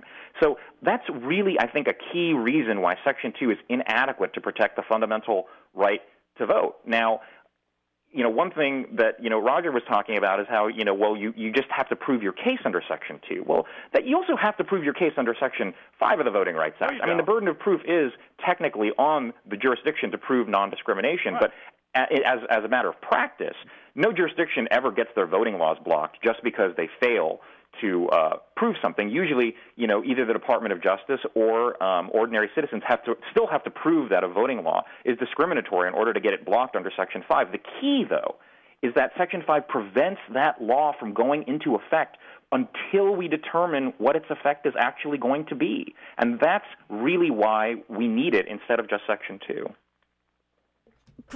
Excuse me, I'm sorry. Roger, I heard you trying to get in there a little bit. Did you have a response to that? Well, again, this is the way that every other civil rights statute works. You come into court and you prove your case. And that's what a Section 2 lawsuit against a voter ID. You've been repeating yourself. Do you have another argument? And there's nothing unusual about that. You can get preliminary injunctions to stop voter ID laws prior to elections. And even if in one particular case you don't succeed until after the election, the lawsuit continues because there are going to be other elections that are also going to involve voter ID laws. That's the mechanism that ought to be used. And again, you know, the reasonable people can differ about voter ID laws, but the fact of the matter is that voter fraud does exist. It is not a figment of people's imagination. And voter ID laws have been upheld by the Supreme Court. And it doesn't make sense to have this extraordinary legal regime that requires states and jurisdictions to come in and prove a negative. And by the way, most of the Section 5 objections are not about voter ID laws. Most of the Section 5 objections now are about are done to facilitate racial gerrymandering, which is what we were talking about before. Yeah, Mike. Okay, so we're actually coming to a close with this segment. Again, it just baffles me. I know that Section 5, again, it was initially used to prevent racial discrimination taking place at the polls.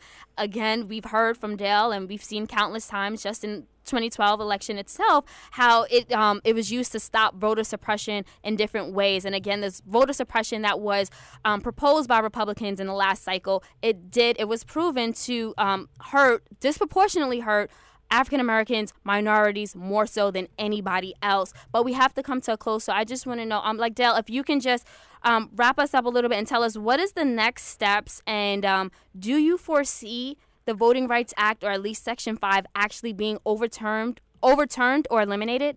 We don't foresee that happening. Okay. The Supreme Court has upheld this statute 4 times in the past. We expect them to continue to be consistent with that precedent. Even though the 5 justices, I'm sorry to cut you off, even though the 5 justices it does seem like the 4 conservative justices, and it does seem like they're going to have a 5th vote that is leaning towards overturning Section 5. You're still staying optimistic. We are. You know, 4 of those justices were also skeptical 4 years ago when similar issues were heard before the court in a case called Northwest Austin Municipal Utility District v. Holder, and nonetheless, they didn't strike down Section 5 then. Now, Justice Kennedy, I think, asked a very, very interesting question very, very early on in the argument, and it was this. He asked the lawyer for Shelby County, the plaintiff, you know, if you assume for a moment that this statute should remain in place, with respect to some places, right? Because Shelby County says, look, it doesn't make sense to cover some parts of the country but not others, at least not the same ones that we covered in 1965. Court says, okay, fine. Kennedy says, okay, fine. But assume that it makes sense to cover some places. Can you argue with the notion that Alabama is not one of those places? Because just a few minutes earlier, Justice Sotomayor quoted a statistic that Alabama had discriminated against minority voters 240 times since 1982. With that kind of record, how can Shelby County in Alabama come before the court and say, we don't need federal observation of our voting laws anymore? I think that's an argument that's very, appealing to Justice Kennedy. I don't think he wants to tear down the Voting Rights Act based on a claim by a county that comes from the state where the Voting Rights Act was born and where we continue to see many, many, many acts of repetitive discrimination. Okay, so we'll see this play out in court. I want to say thank you both to you gentlemen for joining our discussion here. Let your voice be heard. Again, we are bringing this down to a close, and we do have to move on, but, continue following the news and, and watching out and seeing what the justices do say and the Supreme Court does rule. I don't think that it's going to be overturned. It is historic itself, the Voting Rights Act. So, keep our fingers crossed. And we're going to a quick break, but when we come back, we're going to have more from Stanley and the Quickie. In my bed, sleeping in my bed.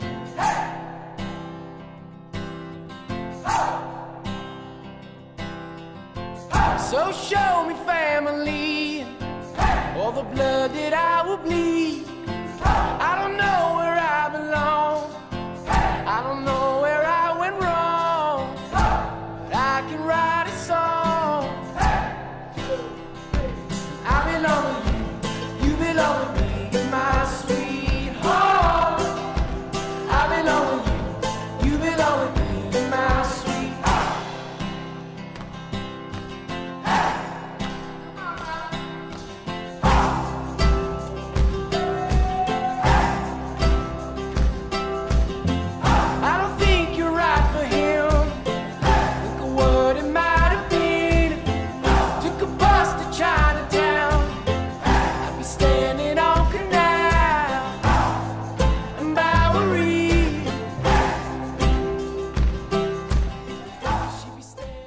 And we are back on Let Your Voice Be Heard on WHCR 90.3 FM, the voice of Harlem. And now I'm about to do a quickie. I have 2 minutes, which is more than enough time for me if you've ever had a quickie with Stan, the man with the master plan. Okay. Oh. So glad you said plan. Yeah.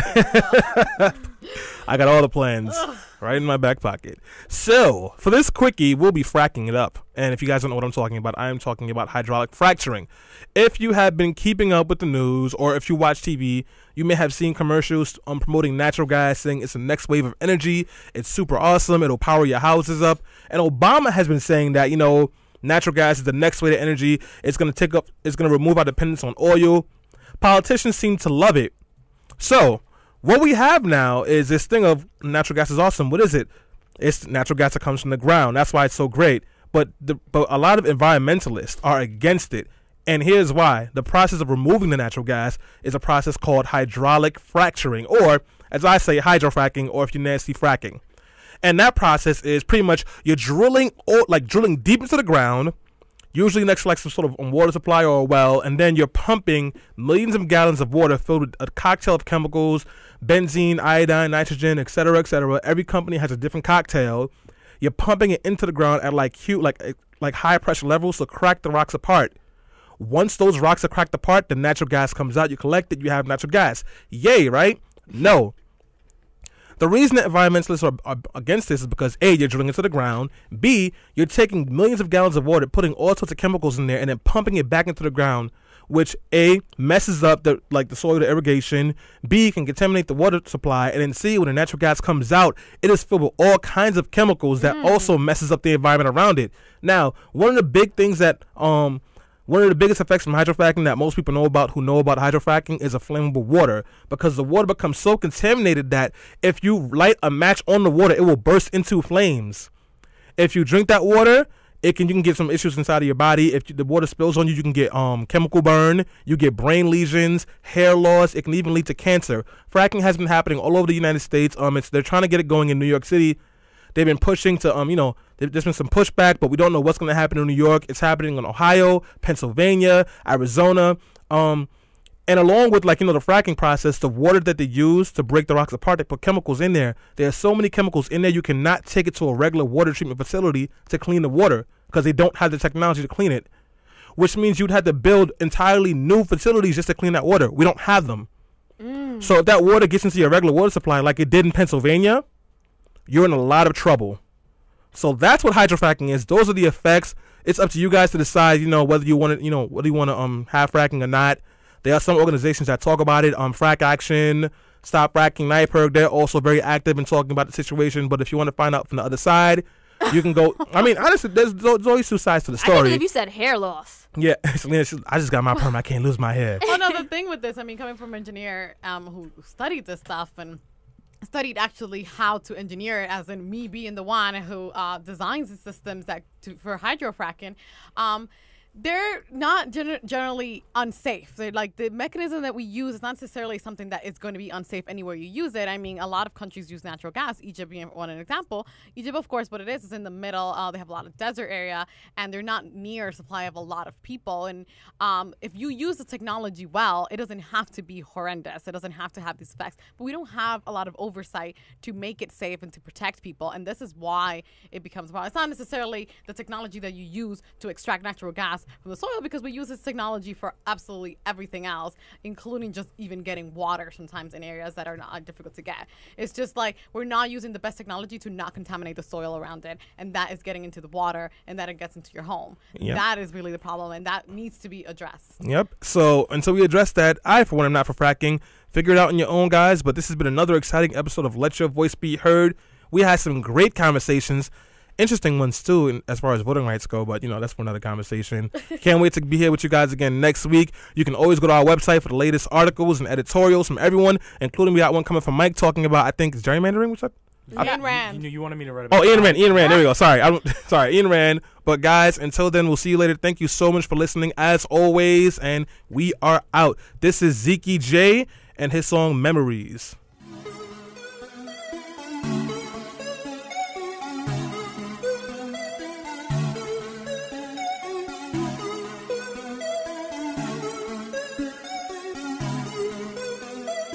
I remember when we first met. You said hi, but I just left. Don't know what was going through my mind that moment. Who knew you'd be the one that I wanna share my home with? So beautiful, so gorgeous, so simple and flawless. June 19, we really started talking. Since then I've been living in a real life heaven. All these memories keep coming in my head about you and me. I can never forget all these memories living in my heart about how we first started and we can never part. All these memories about you and me, living a fantasy so happily. All these memories about you and me, living a fantasy so happily. Love how you wrote each other's name on our wrists. Over the summer, we shared our first kiss.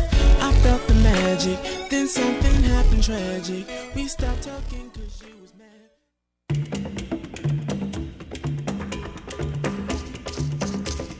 Hi, this is Flo Wiley inviting you to listen to Black Beat New York every Thursday night at 6. Black Beat New York is all about what's happening on the arts and culture scene in New York City, with a special emphasis on what's going on in the sweet village of Harlem. Celebrity interviews, ticket giveaways, Black Beat weekly events calendar, and I'll play for you some of the finest music you'll hear on the radio anywhere. Every Thursday at 6, Black Beat New York, The Flo Wiley Show.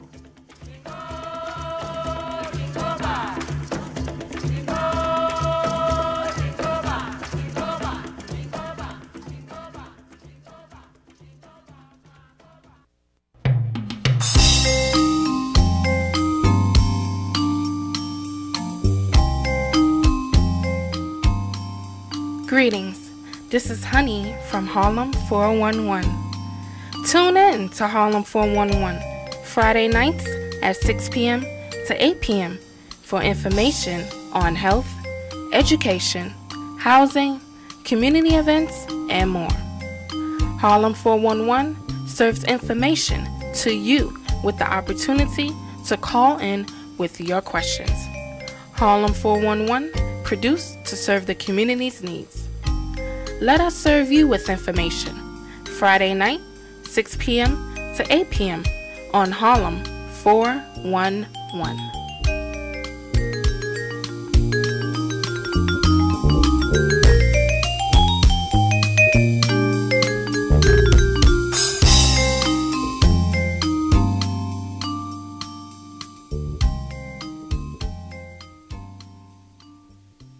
WHCR 90.3 FM, New York. Harlem's got its own radio station.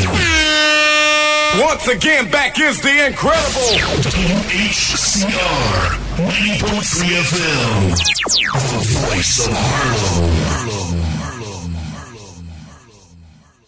Mic check, mic check. Keep it locked on Whcr 90.3 FM, Okay. New York.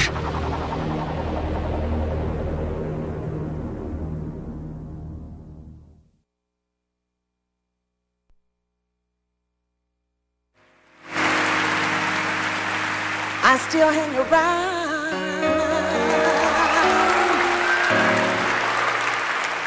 neither lost nor found. I hear the lonely sounds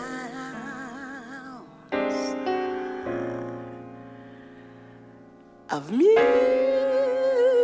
in the night. Nights are always bright.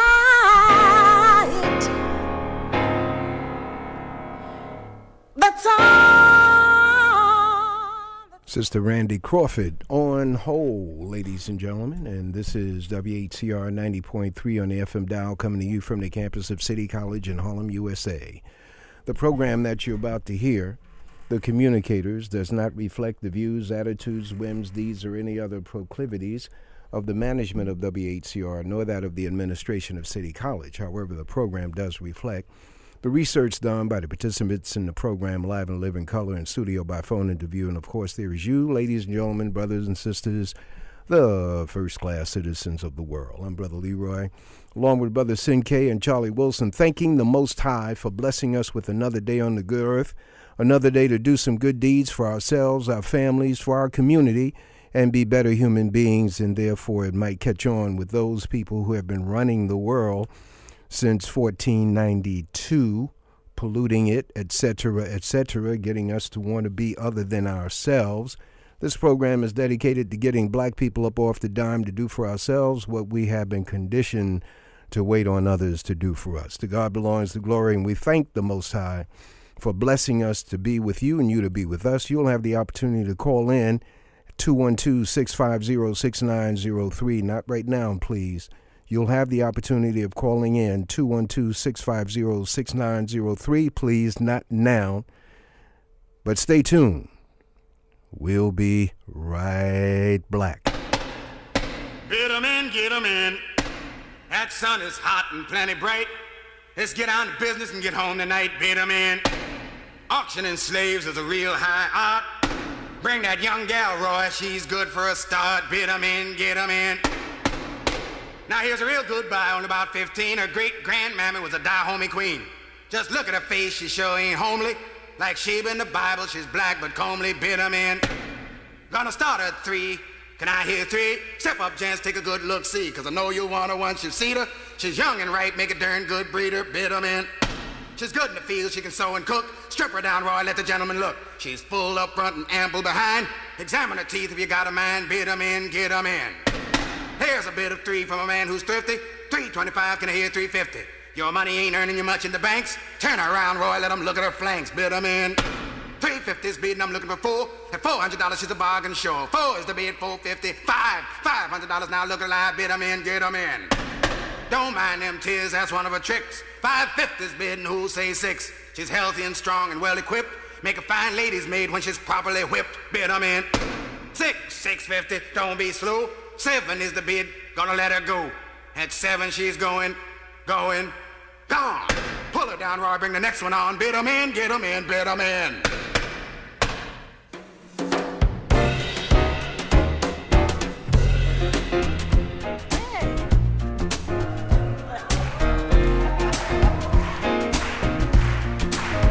I play the street life because there's no place I can go.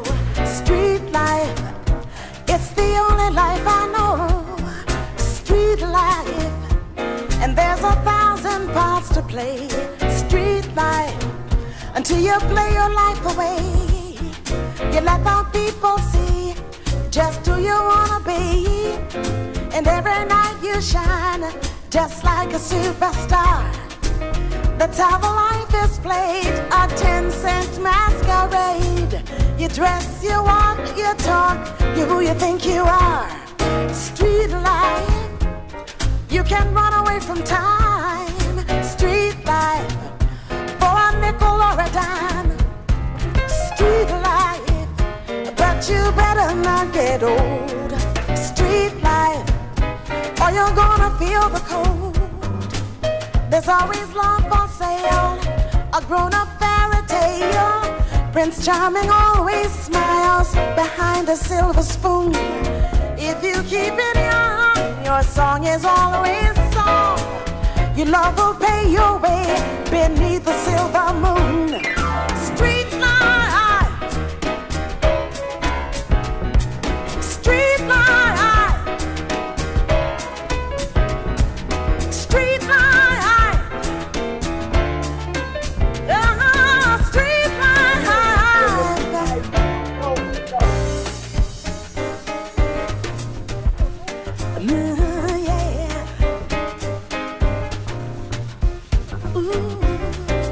Okay, we're black with you, my brothers and sisters, and we're starting off this month of March with Black Women's History Month, women who have been figures in the history of black people in America and elsewhere, and also black women who are following in the footsteps of those black women who have come before. Sister Hattie Barnes, do we have you? Yes, and I'm going to try to put Tiffany on again. Something happened. It dropped. All right. Ladies and gentlemen, on the line is Sister Dorothy Dunning. She's out of small town outside of Biloxi, Mississippi. Those of you who listen to the Blog Talk radio show that we do on Tuesday nights and Saturday nights, you've heard Sister Dorothy Dunning. It's an ongoing tale of a grandmother, a black woman who is striving to get her 2 grands from the state of Minnesota. She's in Mississippi, and she's striving to get her children from... Okay, we may have to drop that one off. Dorothy Dunning is on the line with us. We're trying to get someone else on the line so that it will be a complete story. Here I only have 2 lines in here, so we have to go along with the program. We have to go along with the program, and, so be it. Let's see whether we can do this bad boy. Sister Hattie Barnes. Hello. Hello. I'm having a little technical difficulty, well, but I'm going to try to do this. No, here's the thing. Here's what's happening. Either you have to get her on before you come on, because the line is dropping here, and I don't have a way of calling you from the station. So you're going to have to... I had her on, but okay. It's dropping, so I'm going to try it the opposite way this time. I'm going to call you first and then see if I can get her on. All right, very good. I'll tell the story. Sister Dorothy Dunning came to us by way of a community... she's not a community activist, community organizer, Sister Agnes in the Bronx, and she sent us an email about 2 months ago saying, someone please help this grandmother get her 2 children back in her custody, and we made contact. It's a very compelling story. It is unique because it's her family. However, a few years back, the same kind of story was brought to us by way of Sister Sharon Salam, who has People United for Children. And she brought to our attention the policy in New York City of taking black children from black parents and putting them into foster care. And brothers and sisters, there are thousands of black males. I don't know about the sisters, but there are thousands of black males who are on Rikers Island, having come out of the foster care system, lacking a lot of things and having been abused, etc. And it's something that's going on within the United States in terms of taking black children from black parents that none of our political leaders are speaking anything about, to my knowledge, and definitely not in New York. Sister Sharon Salam has gotten very sparse help from various politicos, and anyway, the story is repeated with Sister Dorothy Dunning. So I'm going to have her come on and share with us in brief her story, and possibly there are those of you who might be able to plug in if the line opens up for that outside of the additional people who will be testifying as to her journey. And Sister Hattie Barnes? Yes, I'm going to try this once more. If it doesn't work, I'll have... Are we on the air yet? We're on the air, sis. We're on the air. We're live and living color. Once more, then otherwise I'm going to have Tiffany just to call in to you, and then I'll stay off. All right, very good. Sister Dorothy Dunning? It's her story, and she can tell it. Okay. Sister Dorothy Dunning, thank you very much for sharing your time with us this Sunday afternoon. Please give this audience, which has hearing you for the first time, the Sunday audience, a brief on how you became involved in the fight to get your grandchildren. Yes, my name is Dorothy Dunning, and I'm coming to you, like Brother Leroy said, outside of Biloxi, Mississippi. And this fight started for me, Brother Leroy, back in 2009, December of 2009. I was contacted by a lady named Miss May. Go ahead, keep going. Keep going. A concerned lady that said that my son was in her house sleeping on her floor, and she asked me to send for my son, and I sent for him. And that's when the nightmare started, Brother Leroy. When my son got off the bus, I asked him where was the baby. He said her sister had the baby. And what I was trying to do, Brother Leroy, I was going to get my son and the young lady in rehab. Once I got them situated in rehab, I was going to go to Minnesota to pick up my granddaughter from her sister. But what happened by the weekend, my son and the young lady got into an argument. And the young lady informed my son, and by the way, my sister don't have the baby. The welfare have the baby. My son immediately came and told me on a Sunday, Mother, that her sister doesn't have the baby. The baby's in DHS. We're on the air already, so okay. And so what he said, my son, what he said, Mother, the baby's there, and I started calling Brother Leroy. And my granddaughter was just barely 2 months old, and I've been fighting for 3 years to get my granddaughters. I've been fighting to get my grandchildren, and this have been a nightmare. Okay, let me give the brief, because we only have a limited time with this interview, and I'm going to recap that which we have discussed in prior interviews for the audience, and you correct me anywhere that I may be off. Number one, your child, this particular son, was a victim of drugs, and he was in Minneapolis. The lady contacts you and say, "Look, come get your son, because I know he's got some parents somewhere who care for him," and that's how you sent for your son, got him back. He comes back with the lady, the girl, not the woman that called, the girl who he was staying with and had a child by, and the child is not with him, and that's how you asked him, where's the baby? And hold on a second. And Tiffany, do we have you on the line? Tiffany, Tiffany? Yes. Okay, just hold on, please. So you become once you find out that the child is in the hands of the welfare, you make contact with them, and they begin to tell you, they stall you in terms of coming out for your child. That's number one, and pick up from there, and then how you became aware. Well, how the sister down. Day, go ahead, Brother Leroy. On the first time when I made the initial contact with them, my granddaughter was 2 months old. I asked them, could I come out? This is the strangest thing. They told me no, I couldn't come to visit. They told me I couldn't even ask no questions. They told me that I had to go to school and get licensed, and I had to have a background check. And Brother Leroy, even after I'd done all that, it still took a year and a half for me to even be able to go out to visit.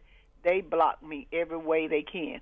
But I recently put a article up on my Facebook showing the main reason why they don't want you to come, because they get so much money for these children.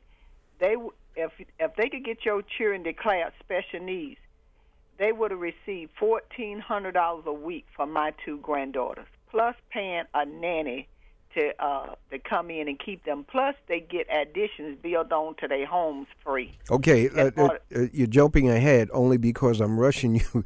Yeah, that's what I'm trying to do. I know you rush. No, listen. Because we can't miss the gaps. When you attempt to get your child, your first child, the child that you're aware of that was 2 months old, the folks in Minnesota stall you. They tell you have to go through this, that, and the other, and you began to do that by way of the people in Mississippi, the comparable department in Mississippi. Is that correct? That is correct. Okay. And when you satisfied one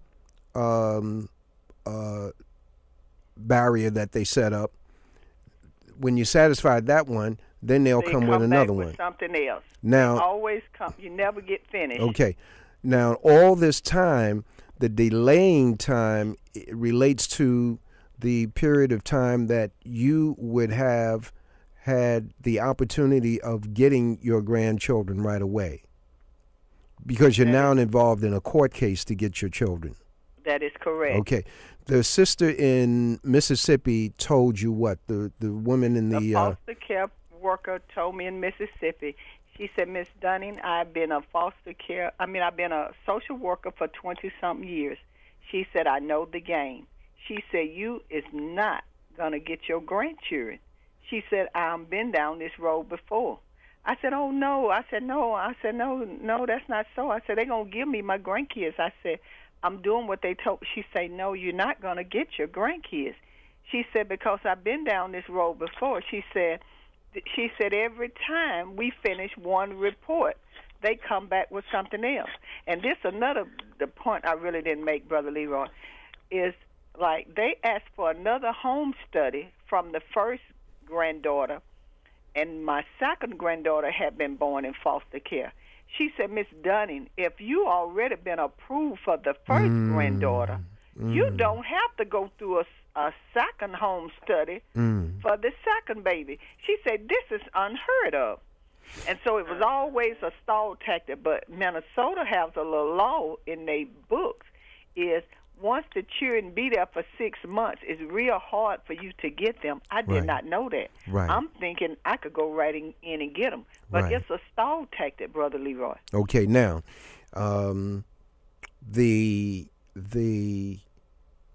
you finally go out and see your children, your grandchildren. That is correct. You find what in terms of whose care they were in, and just share that with us and how your introduction physically into Minnesota and the cobweb that they have of trying to get your grandchildren reveals some other things. So you go out there, and who's got your children? When I goes to Minnesota, I meets the social worker. There is a Caucasian family who has my granddaughters. They have 4 children of their own. They have 5 other foster care children. And this foster care mom, the first day that I ever stepped foot in Minnesota, hands me a letter right in front of the social worker.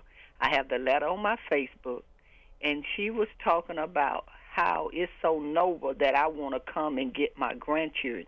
She must be crazy. And she went on and talking about how her house is going to burn down to the ground, and if I take the children, and she going to do everything in her power to stop me from getting my own grandchildren. This is in the letter? This is in the letter that I got posted on my Facebook page. Okay. Now, so your reaction to that is, I want to see my children anyway, something like that. That is correct. I never stopped coming, because they even said it themselves, Brother Leroy. They had to admit they didn't think that I would fight back and come back and been doing the things that I done. Who is the they? I have done. Who is the they that expressed that? The foster care daughter put the foster care provider daughter put up a Facebook page on their website, and she made a statement, and you can go to their Facebook page and see it, and she said that they did not think that this case would go the way that it had went. Usually they would take your children and they will wear you down and beat you down and not let you come back and fight. Some people just give up and don't come back. But Brother Leroy, they picked the wrong set of grandchildren. They picked the wrong set because I would never stop fighting, and I would not stop until every stone is unturned. Now, and when I get through, it's going to be some stones unturned. I want you to just give us the math on this thing as you learn. This family is a husband and wife. They got 4 children of their own, and then they have 5 foster care children. What do these 4 or 5 foster care children look like? Is that 5 including your two grand? That is my 2 grand. They have a little boy that they got from China. They have another little Afro-American boy. Then they have a little Afro-American girl. I learned during court that she had ran away from home, ran away from her grandmother, and she went to live with them. Mm-hmm. And she was 16. So the monetary figure, the account that you've given us, along with Sister Deming. Sister Deming was with us the first time. There's another lady. She's in her 80s. That's not Hattie Barnes. Yeah, Miss Willie Mae Demings and Miss Hattie Mae Barnes is on. Right. No. I'm just getting our names straight. Okay. Miss Deming is someone that came into your orbit when she learned of your fight for your grandchildren. Deming and Miss Hattie Barnes are in Minnesota or in Minneapolis. Is correct. Okay. And when did you become aware of the monetary figure that's on these foster care children? How much money, how much revenue is coming into this family and families like that? Give us that picture. When I couldn't figure out why they wanted to hold on to my granddaughters. It was just mind-boggling. I just couldn't figure why, what was wrong. So someone said it's got to be the monetary payments. So what I did, Brother Leroy, I started searching and I started researching, and I know the foster mom had kept her trying to get my grandchildren declared special needs. And the lawyer even points this out. And so I didn't even understand you get more money if you declare a child special need. I never knew this. So someone brought it to my attention, and that's when I started going and doing research. And so the foster care mother, the school, she had them tested, and the school said there was no special needs. She went and tried to find another doctor to say they were special needs because and I have the website up. And if they not special needs, you get paid $20 a day. But if they special needs, you can get paid $96 or more a day per child. That's the payment that goes to the foster care family? That is correct. That's not talking about the money that goes to the state. Nope. Okay. And the state gets so much money. Mm-hmm. So here's a situation where they have 4 of their own, 5 foster care children, and each one of those foster care children carries an income. And what did they do for this lady's home? Because she is so benevolent and merciful that they adds on to their home, Brother Leroy. They adds on to their home. What do you mean? Free. They build rooms on. They build rooms on, and this is proven fact. I have done my homework. This is a proven fact. They build the rooms on, and the rooms come on free. And Brother Leroy, and I don't mean to jump off my story. Go ahead. Tiffany's on. No. I'm gonna bring Tiffany. I really want Tiffany to get her story out. No, Tiffany's gonna get her story in. Okay. We just have to set the setting for Tiffany to come in which is going to be told over WHCR 90.3 on the FM dial. That's Harlem Community Radio. This is the Communicators, where you hear real stories about what's happening to black people in America and elsewhere. This is not theory. This is what's actually happening. And this is one of the reasons why Brother Leroy and the Communicators is under attack by people from outside of our community, non-black people who don't want this kind of information out there.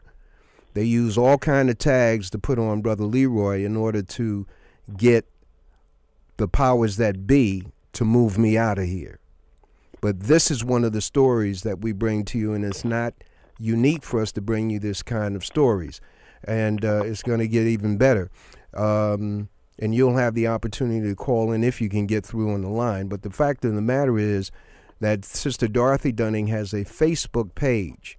And you go there and you will see all of her story, all of her account, the stealing of her children, and her quest to get these children. Now, as you fight this challenge to get your children, other people come into your orbit to help you. Miss Deming comes in, and then there's Miss Hattie Barnes. These are people in Minneapolis, Minnesota. One of the things that you explained to us in our first interview with you, and Miss Deming shared this, is that there was a law that they changed in order to grab more black children.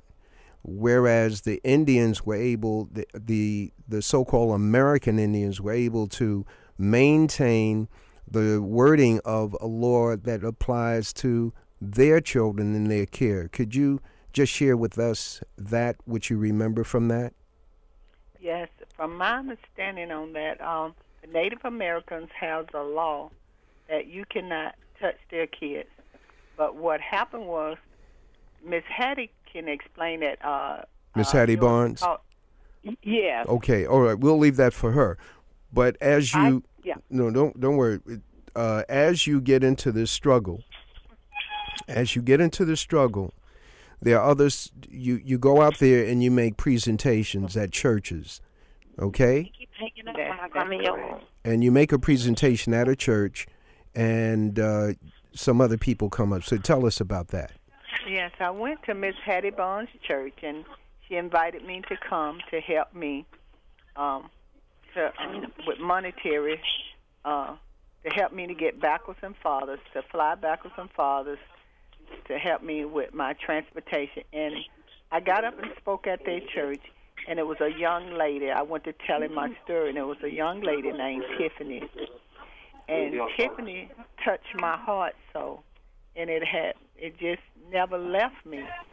And I've been trying my best, not only fight for me, but fight for Tiffany's and all the others. So Tiffany is a young lady that was in the audience, and she came to you and she said, look, I'm trying to get my children back now, herself. Can you help me? Okay, now, Tiffany?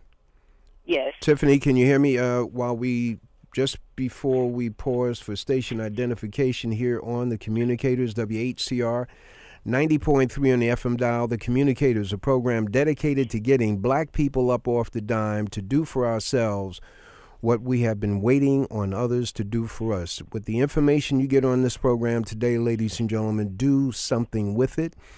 If all you can do is send some prayers out for these two women and other black women like them here in the wilderness of North America, then do that. If there are other things that you are able to do and share with them, you'll have their contact information right after this. WHCR 90.3 FM, New York. Tiffany, thank you for joining us on WHCR. Please share with us, you approached Sister Dorothy Dunning, and what did you share with her? I saw her in the church. I was in church, and I saw her, and it was Sister Hattie Bonds, and there was another older lady with her. And I saw her, and she was telling what was going on with her, and it just brought tears to my eyes because I was going through the same exact thing for a whole year with my children. And when I saw her and I walked around, we sold into offering, and I walked around and I told her that I wanted to talk to her because they did the same thing to me. And what is that they have done to you at this point in time? Well, they came into my home and they said that they had a report stating that I wasn't feeding my older child, and they came and removed my 4 children. Okay, but you had been taking your child back and forth to the doctor. Is that correct? Yes, because she was born when I was pregnant. I had something called intrauterine growth retardation, Mm-hmm. and it led me to be in the hospital up until I delivered. Mm-hmm. Because my child didn't grow Mm-hmm. at all Mm-hmm. while I was pregnant. Mm-hmm. And, yes, so she had a growing disorder. She wasn't eating right, which led her to getting a feeding tube. It caused her to have seizures, and then in the long run, we found out that she had some form of dwarfism called the Russell-Silver syndrome. Mm-hmm. And when they first came to my home, they said that I wasn't feeding her. And then they looked into her medical history and found out that I had been taking her back and forth and said that it was medical child abuse. Okay. Okay, now, they get a report that you're not feeding your child. Yes. There's a medical history that indicates that your child has various medical and physical challenges. Yes. And so they get this report, they come to your home, and they examine. Just tell us. They come to your home. Just give us that picture. They come into your home. It's the social worker and police. It was about 7:00 at night when she knocked on my door. One That's when me and person. My children were eating dinner. One person or more than one. It was just one the first time. Okay, go ahead. And when she first came, she examined my home. She said, "Oh, you have a very nice home. How do you afford this?" And she was looking around. She looked in my fridge. She looked in my cabinets. She asked the kids some questions. And then I had come to find out after she left that she had already been up to my children's school to talk to them. Oh, the children said to you, that's the lady that came to school. Mom, that's the lady that came to our school asking us questions. Okay, go ahead. Mm-hmm. And they left and they came back a month later, and it was the lady that came the first time with an additional 2 more ladies. And they came and said, "We have reason to believe you're hospital hopping. You're medically abusing your child." That you're hospital hopping. Yes. This is what they said. You're hospital hopping. Yes. Is that you were taking the child to this hospital and then you went to another hospital, or that you were going back to the same hospital? Here's the thing. I was going to different hospitals, but the second hospital I went to was a specialist, which was referred to by my daughter's primary caregiver. So, you can't go to a specialist without a referral. Exactly.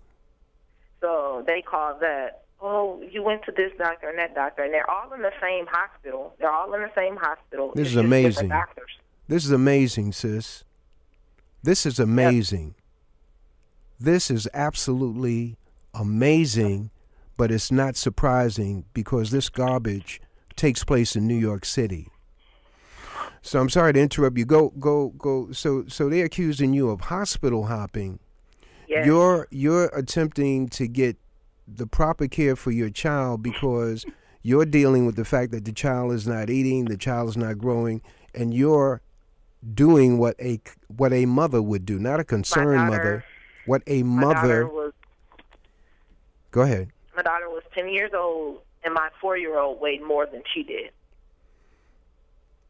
Her and my 4-year-old wore the same size clothing, the same size undergarments. Yeah. That's scary. Yeah. That my 4-year-old and my 10-year-old are wearing the same exact size clothes. Right. And so the doctor said she's not growing. They gave her a feeding tube.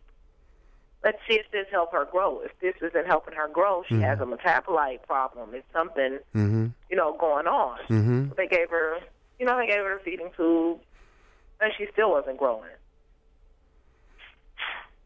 She still didn't grow the way they would like her to grow. She's been the same size for the past 4 or 5 years. She didn't grow at all. The dwarfism designation has come after they took your child, or at the After they took, we got some chromosome tests back.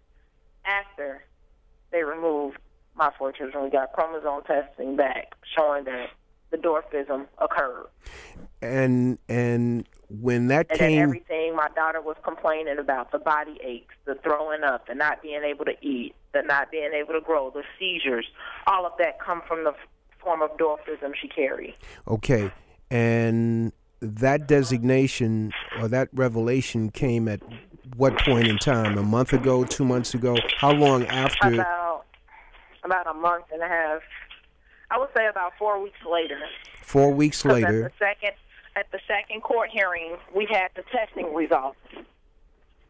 Tell us about the court hearing. In the testing results are presented. How was that received? It was received from my daughter's primary caregiver to my attorney. Okay. To the specialist that did the testing. And she called and wanted to know, to let us know, your daughter has this form of dwarfism. Mm-hmm. She needs to go to this doctor to help with some of the things because she's going to have long life problems. And they actually told me that they were surprised my daughter even lived to see 10. She wasn't supposed to live after 5. Most kids with the form of dwarfism she has don't live to see 5 years old after 5.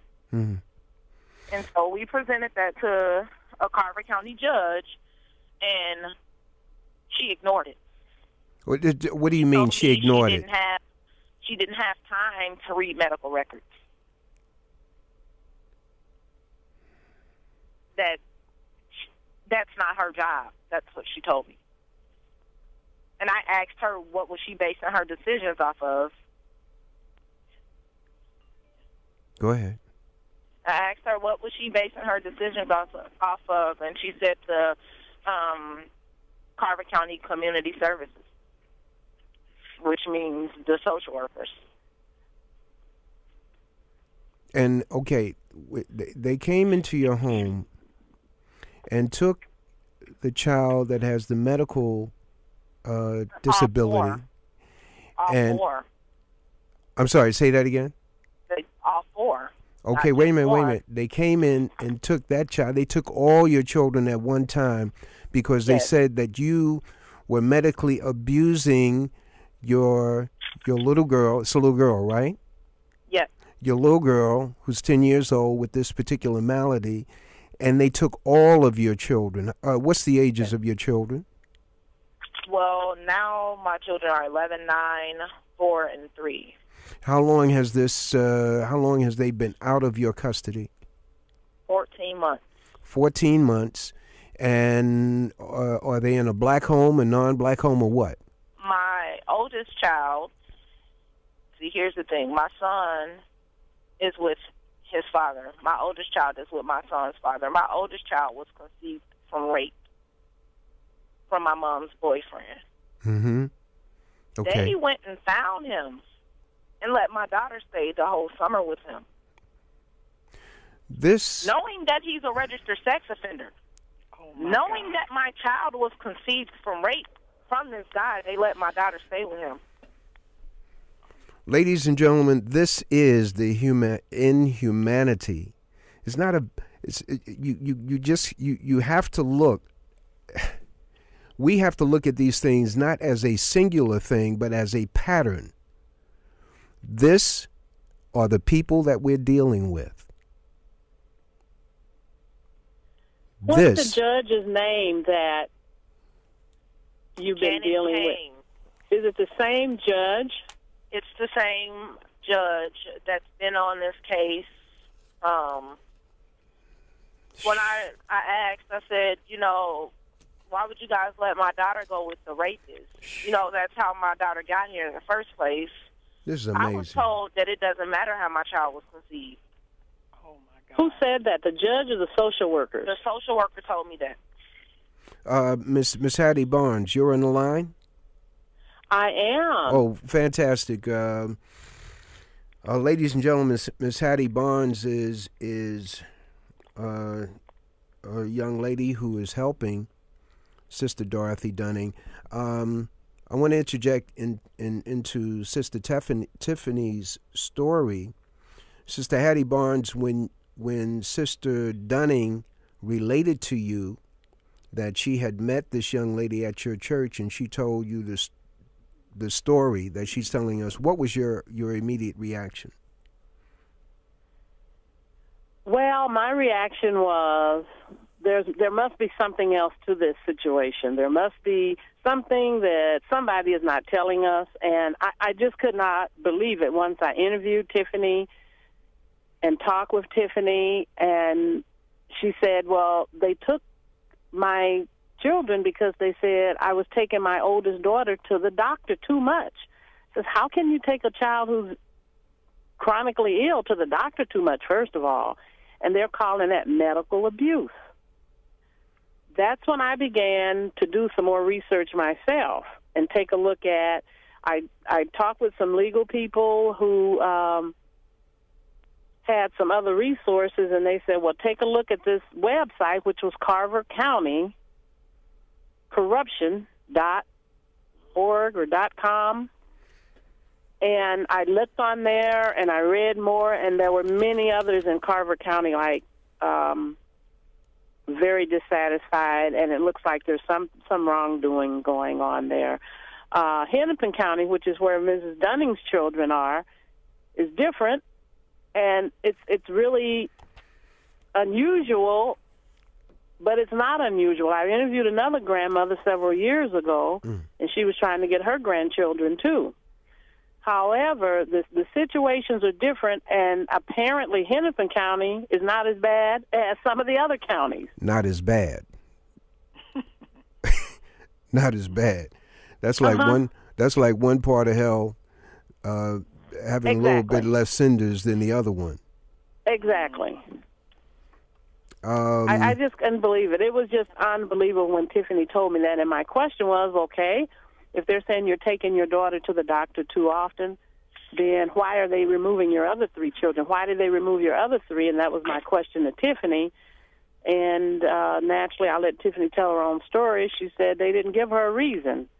But we did go and do an interview, and if people want to see Tiffany's full interview, it's at on Blip TV at For Women Only. .blip.tv. It's FORWOMEN for women only, ONLY .blip.tv. Now, since I've been engaging in doing some of this advocacy work for these 2 women, I've been attacked. Go ahead. So just like you, Brother Leroy, same situation here. I'm a 37-year public school employee. I've been a teacher, principal, associate superintendent. Those people are really, really doing some awful things and not getting people licensed properly to even do the work that they're doing in Carver County, apparently. The social worker that Tiffany is dealing with does not have a master's in social work. You should have a degree in a licensed social work license. My understanding in the state of Minnesota, you do, but the judge, and what is her name again, Tiffany? Judge Janet Kane. Judge Janet Kane told Tiffany the social workers didn't need a license, but the problem is this. She's working under somebody else's license, so if she's working under somebody else's license, why would she do that if she doesn't need a license? That individual, apparently Tiffany has done her research, and Tiffany says she called that person whose license the social worker was working under, which is... Her name is Cindy Sue Finch. Okay, and your social worker, what is her name? She's saying she's Cindy Sue Finch. But she's not? But what is her real name? I think her name is... I think they have the same first and last name. I think they have different middle initials. But oh, my. I'm not for sure of her first and last name. Okay. I'm thinking they have the same name, and she's just using this lady's information. I'm not for sure because when I brought it up in court, because there was a complaint done against the social worker about the way she's been treating me and my family, how she wouldn't look into giving anybody in my family the children. There was a complaint done, and the Board of Social Worker Services called and said, no, Tiffany, this lady who you gave this information about, she never assigned to being worked as in Carver County. She owns her own clinic in Rochester. So I called the lady, and I called her clinic, and she said, no, I've been getting a lot of phone calls asking, am I this woman? She said that she didn't know someone was working under her information, and I brought it up in court, and they pretty much ignored the fact. I've called, I've sat down with supervisors, and, you know, I've asked, I said, can you please give me a real logical reason on why you guys have my children? And they never told me. They never said that there was no signs of any abuse. They never said anything. They just said you've taken your oldest daughter to the doctor too often. You're taking her too often. Yes. And so the judge is going along with whatever the recommendations are from the social workers. And then you're saying then so is the social worker supervisor in Carver County. Yes.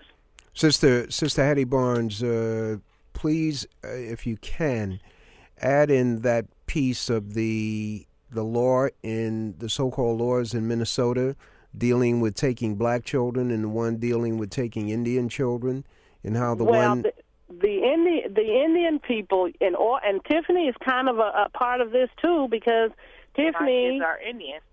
Tiffany's children are part Indian, but you cannot take Indian children and put them in another cultural home unless you have the permission of the tribe.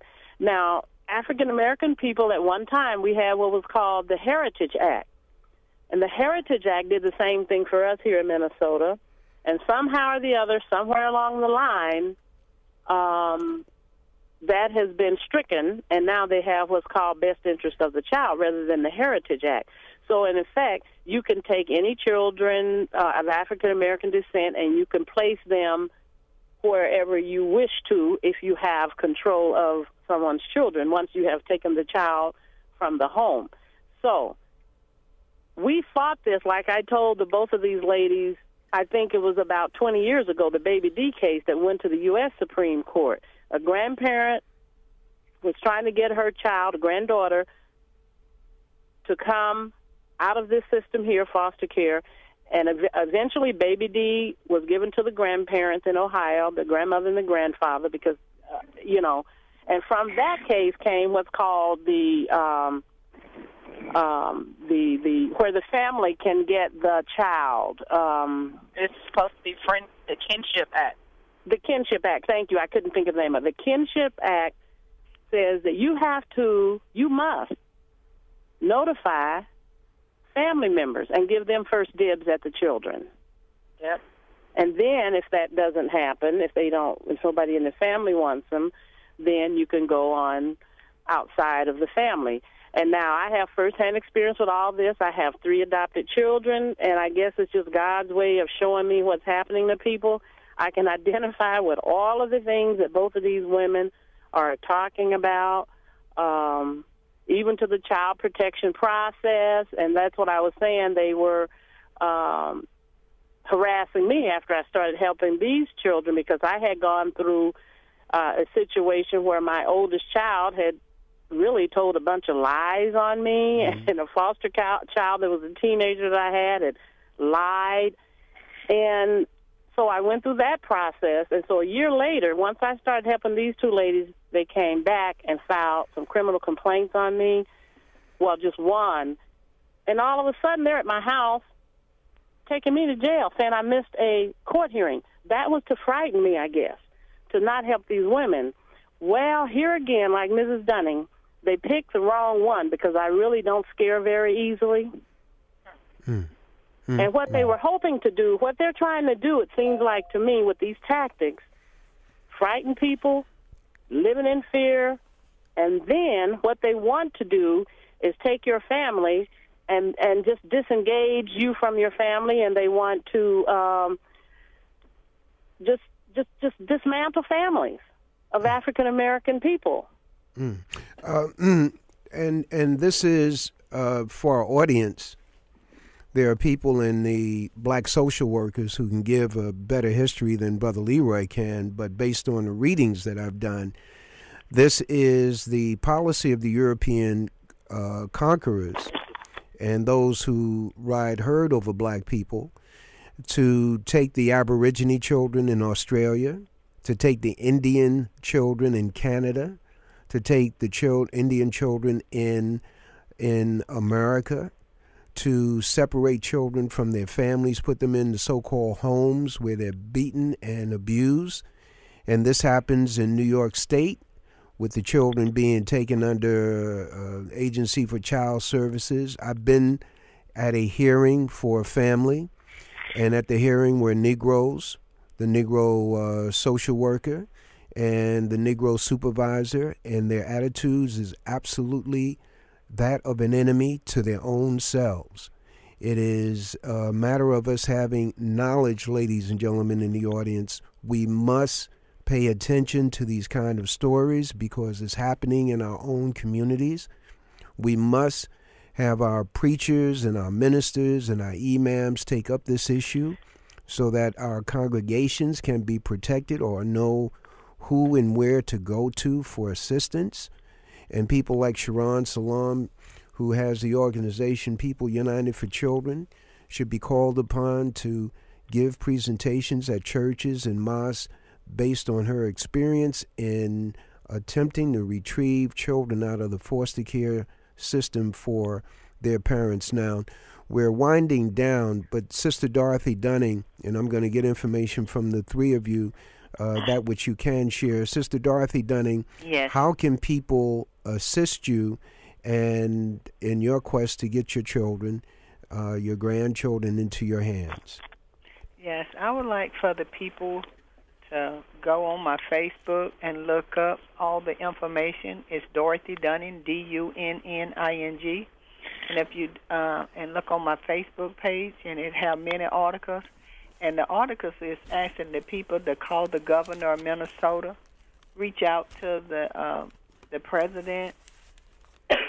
Excuse me, just reach out to many people that really we trying to bring awareness. We need a major network to pick this story up because this is a travesty that I would even have to fight for my own grandchildren when you uncheck my background and said there's nothing in my background and said that I'm capable of raising my grandchildren. And I want them to really reach out to the governor of Minnesota and tell him that he needs to start looking into the practice that's going on. And also to people to help me financially to fight this case and come back to the father. I am supposed to visit my grandchildren every month. I am not able to visit my grandchildren every month because I work, and it have really took a financial toll on me.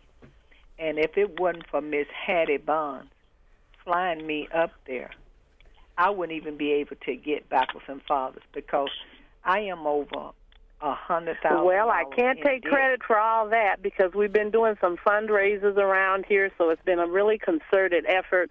But I have been leading in that, and that's what we're supposed to do, one for another. So I don't want to take credit. It's just been donations from people, women at my church, and I am a woman advocate, and I see this being really a woman's issue a lot of times because most of these children that are taken out of the home are taken from single black women like Tiffany. And if you look at our system, and I said this when I went through the training to be a foster care parent, these people have over 90% of the children in foster care are African Americans. It is unbelievable. And I guess the other attack on me is there are only two people in the state of Minnesota, what I just recently learned myself, that can have Indian children, and they have to ask the Indian tribes. I'm one of them.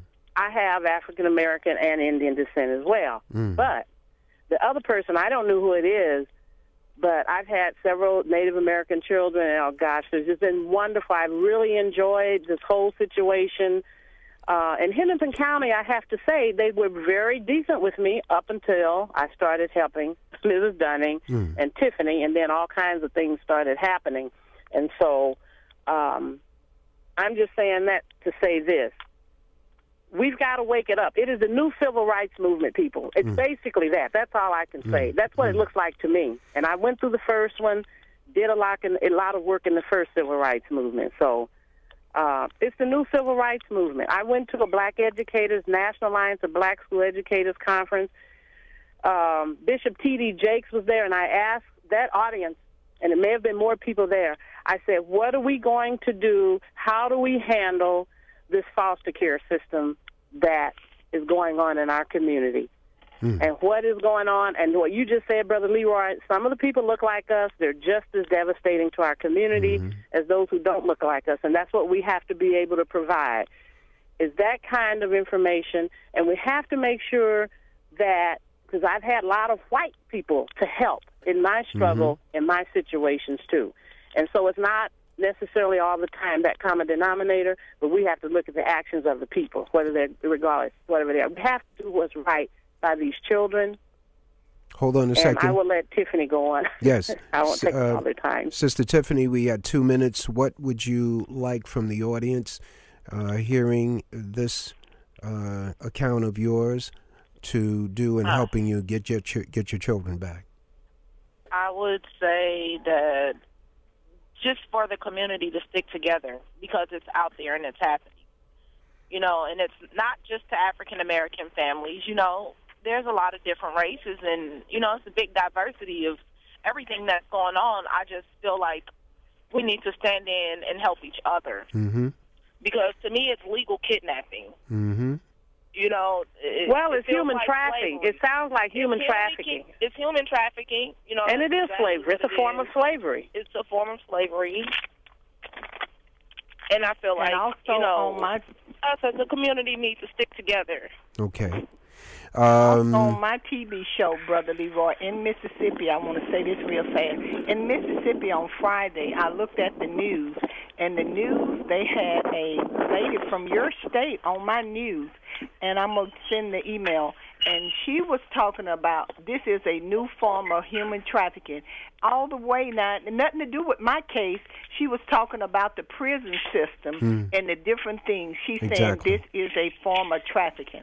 And there are those who would put all of this under the banner of genocide. Black people are experiencing in America menticide, genocide, and black removal from their homes and where they've been living at, and environmental attack, and also genetically modified foods. I'm not going to confuse anything, but they are messing with the food so much you don't know what you're eating and who is targeted to hurt or to help.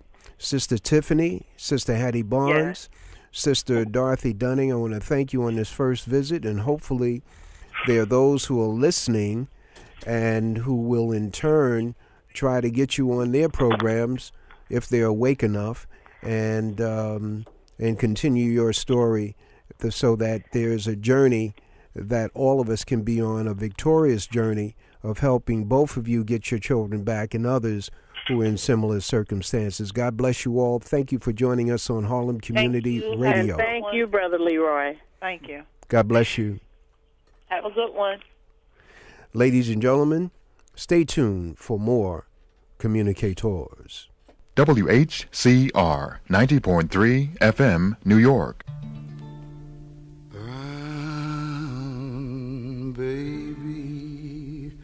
Brown baby, as you grow up, I want you to drink from the plenty cup. I want you to stand up tall and proud. I want you to speak up clear and loud. Brown baby, brown baby, brown baby, as years roll by, I want you to go with your head held high. I want you to live by the justice code. I want you to walk down the freedom road. Brown baby,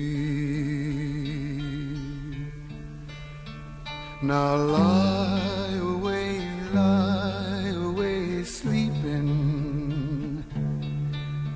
Lie away here in my arms while your daddy and mommy protect you and to keep you safe from harm. Oh, you little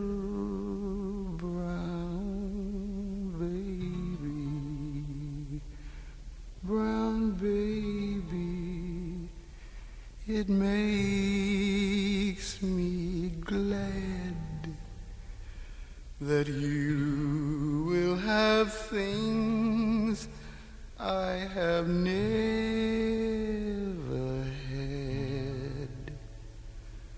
When out of men's hearts all the hate is hurled, you're gonna live in a better world.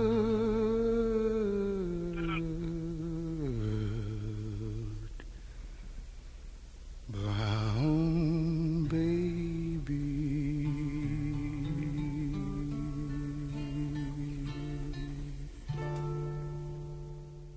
WHCR 90.3 on the FM dial, coming to you from the campus of City College in Harlem, USA.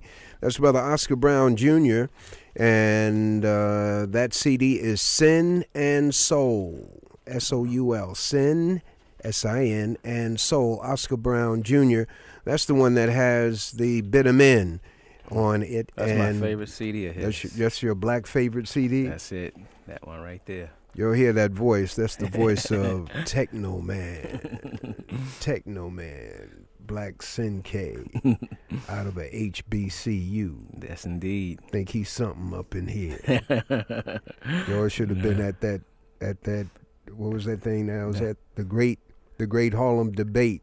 Oh, yeah. Columbia University and Howard University. Yeah. The first issue was Stop and Frisk, and then they had Howard advocating for Stop and Frisk. I said, wait a minute, hold it. I said, you got to know the opposition, I guess. Right. But that does something to your brain to be debating against something that you vehemently really disagree with. Hopefully, at least. Hopefully, right? You understand? Yeah, some people coming up there would switch Brother Leroy over. Yeah. Just before we go on. With our next guest, ladies and gentlemen, who's on the line, I'm trying to get the recording set up so that we don't miss anything. So when it comes back, when it comes white to us, we can go to the videotape and say, no, this is the black thing that was said, not what you're saying. Brother Sinke, the so-called sequestering is going to be an issue that we're going to deal with our guests. We're also going to deal with terminology that black people and American people are using based on what the tricknologists come up with in terms of entitlement. All of a sudden, there's a term called entitlement. All of a sudden, there's sequester. What is a sequester? Right. What's entitlement? And so forth and so on. There's also conservative. What is a conservative? I like conserving my money, so it can't be nothing wrong with conservative. Then there's the Tea Party. Organic tea, great. I want some of that. So all these are benevolent terms, and without further ado, we're very happy to have with us from the LaRouche Political Action Committee, Brother Dennis Speed. God bless you, my brother. I noticed that you didn't mention Signify a Monkey. That's on that CD, I noticed too. you didn't mention Straighten Up and Fly Right. I noticed you didn't mention Afro Blue. Hey, there you go. There you go. Dennis, he could have read off the whole back of the CD. Everybody had that when it was the record. They had back in 1961. 61, 62. That's okay. I wasn't even born then, but I know all of that music too, Dennis. So yeah, and those are all classics that you named. That's right. We could get into that. So, Brother Then Dennis. The dignified monkey to the live one day. Hey, there's a great big elephant down the way. Yeah. Going down there talking, I'm sorry to say, about your mama in a scandalous way. Mm-hmm. Yeah, we can run it. Anyway, let's not do that at the moment. Brother Dennis, here's an issue that's confronting American people, and that is this thing of the so-called sequestering. And the question on the table, we're going to allow you to go through these pieces a little bit longer, not longer, but shorter than what we did last night on Blog Talk Radio. And that is, very frankly, what is it about this so-called sequestering that people don't know that they should know? Signifying. That's what's going on. Oscar Brown was important because he often had a way of encapsulating something very shortly that was otherwise being elaborated at such a great length that you would lose the point. And what you're looking at with this business is there is no battle between Barack Obama and the Democratic Party and whoever you want to cite from the Republican Party, Boehner, any of these other people. There's no battle between these people. These people have all decided on a policy, and the policy is that we, the people, are going to pay for debts and for obligations, financial obligations we have nothing to do with. It's just like if somebody in Bronx owes somebody in Queens $100,000, and somebody comes to your door in Manhattan and says, well, you got to pay up. Now you would say under that circumstance, wait a minute, what do I have to do with this? And this is exactly what was done to the American people back 5 years ago in September of 2008 when you thought you were hearing about a bailout, and the idea was that you were giving money to the banks because the federal government couldn't let them go under. And you thought that was the end of it, okay? They're printing up money, that's a problem, but they're going to bail out the banks. They shouldn't be doing it. And you thought that was the end of it. No, now you start to get the bill from the bailout. And the bill is going to sequester. That is, it's going to take away from your investment through your taxes and through what people keep calling entitlements when there is no such thing as an entitlement. And all those funds that are supposed to go into unemployment, Social Security, various forms of health care, all those other things, that's what they're going to do. They're going to take the income stream from there, and they're going to give it to the banks. And that is what is going on. How can you, okay, what do you have as proof? What I have as proof is what's about to happen to everybody. That's what's going to prove it. In other words, all of a sudden, see, you're living in a country that was telling you 11 years ago, stock market is going to go up in an unlimited way. Anybody can be a millionaire. Just go down to Wall Street and get a job, right? Get involved in the dot-coms. They told you all that. Told you that there were a whole set of industries that were now obsolete, right? Because we were so rich, we didn't even have to manufacture anything anymore. Now, presumably that meant, and here's why people should never presume, presumably that meant that while there might be structural unemployment, while there might be an underclass, all those things that those of us who've been out there have mightily objected to throughout the years. But let's just say there were blind people who decided, well, although those things may exist, for those of us who are the so-called middle class, another very peculiar term, we will do well. If we go to college, if we send our kids to college, if we make the investment in their education, and they do what they're supposed to do, they will do fine in this economy. They will do wonderfully in this economy. That's what you have. Now, here's my proof. 2008, you were told let's give the banks the money, and then they will lend it back out into the economy so we can still keep our mortgages and other people can get their homes, right? That's what they told everybody. What did they do? $2.5 trillion new money has been printed. This is, you can get federal records on this. This is from September of 2008 until now. Bank lending, which of course you think that $2.5 trillion is going to go back out to people, bank lending collapsed by $1 trillion from September 2008 until now. In other words, there's a $3.5 trillion spread, a collapse, if you want to put it that way, in lending, and the money is being held by the banks, keeping the value of all that no-good paper that they had. It's keeping them afloat, and none of it is coming to us. Okay. The money goes to the financial sector in late 2007, 2008. And we think everything is fine. As you said, they're printing money. But the debt, there's a debt that has been given to the American people. And that debt is the shortfall of the banks, or they are losing, in prior conversation, the gamble, whatever the gamble was.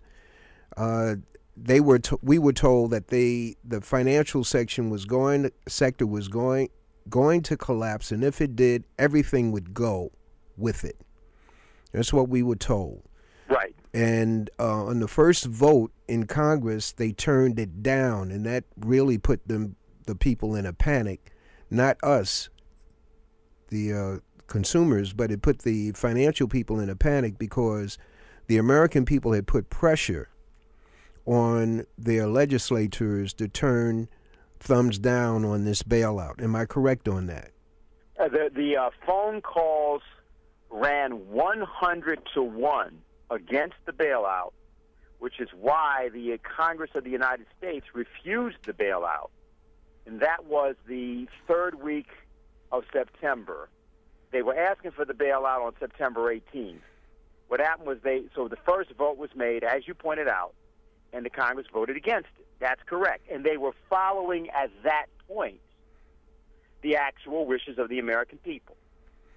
And it was at that point, a little bit after that vote, that we began, that there was one story that came out that a legislator, a Caucasian legislator, either he was a senator or a congressman, who was virtually told that if they didn't vote in honor in support of this bailout, that there would be troops in the street, something to that effect. Could you clarify what I'm thinking that I heard and saw? Yeah, that was a legislator from California. He was a Republican member of the House of Representatives, and I don't remember his name right now. It'll come to me in a minute. But that was what he was told in the vote, but now understand how that worked, because this is important. You see, the people who were saying that had no military power to make that happen. Remember how this all worked. This is actually an important little lesson. Here's the question. Now, people have been told that the Federal Reserve Bank of the United States, okay, that's the most powerful bank apparently in the world, because after all, when the bailout happened, we didn't just bail out people in this country, we bailed out people in other countries. I'll come back to that, all right? That's all come out now. Now, here's the question. If the Federal Reserve had that kind of power, why did the Congress of the United States have to have any kind of a vote for the Federal Reserve to issue that money? In other words, that was the whole issue of the vote. The point is that the people were supposed to be put on the hook for a bailout. All right? That's why there had to be a vote. But ask yourself this question. Since the Federal Reserve was printing money anyway, why couldn't they just print that money at that moment? Go ahead.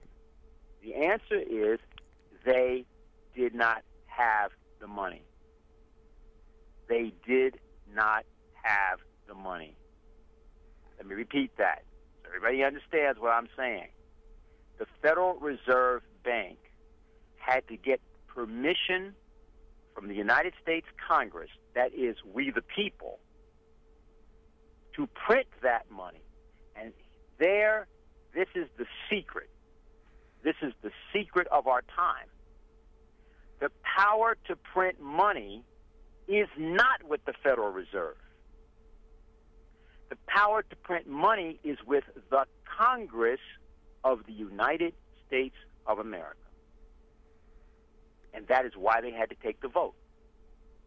Now, everybody in this country actually knows this, but it's like that knowledge around 9/11 where, like, Osama didn't do it, but then on the other hand, hey, you don't have the gun, okay? So, like, you sitting there saying, well, I know that this didn't go down this way, but, see, I don't have a drone. So I'm just going to be quiet because what can I do? See? And it's the same thing with this. And that's what happened in that case. So the vote gave not a permanent transfer, but it broadened. It gave the Federal Reserve the the legitimacy, so-called legitimacy of printing the money, right? That it did not have before. And in terms of that vote, it put the American public in debt for what the banks were about to lose themselves. Had already lost. In other words, what happened was, you know how they run the story. We're here talking about, right? We're going to give people the right view, right? So, like, they say free enterprise. Now, what's the theory? Well, this banker can be paid $100 million a year because he is so smart, he took the money of people who privately decided to give it to him, and he made money for those people, which is why we cannot criticize his receiving that bonus. This is the idea. Because this is free enterprise, this is venture capital, and they just did this on their own, and that's why they deserve the profit, because they took the risk. That's what they said. But wait a minute. The bankers lost everything. They went under. They took the risk and lost, which, of course, according to the free enterprise system, is supposed to mean they lose everything. Didn't happen. We had socialism for the banks. We ended up bailing them out. And so they lost, and then what they did, they then took the new money printed and held that money. So not only did we bail out their losses, we gave them another $2.5 trillion. But this is only the tip of the iceberg. That's not actually what even happened. What really happened, there was a total of $16.5 trillion that the Federal Reserve gave to the banks in the form of loan guarantees and other forms of manipulation to keep the whole system and the whole world going. Now, I'm going through this to say this, get to the point. You asked about the sequestration. What is happening is now the income stream of the population of the United States has been attached. And just like they used to do back in the 1980s with Mexico, what they used to do with Nigeria, what they used to do with all those countries in what we used to call the third world, what the International Monetary Fund used to do, they're doing it now to the American people. And Barack Obama is as much a part of that as George Bush was part of that. And the Republicans are as much part of that as the Democrats are part of that. Okay? And the conservatives are as much part of that as the liberals are part of that. Everybody is part of that except for the people of the United States who are now about to be placed not just on the chopping block, but basically, and they're not going to do this in this form, it's like a concentration camp system. It's what they did back in Germany in the 1920s first, and then eventually with Hitler later. They didn't start with Hitler.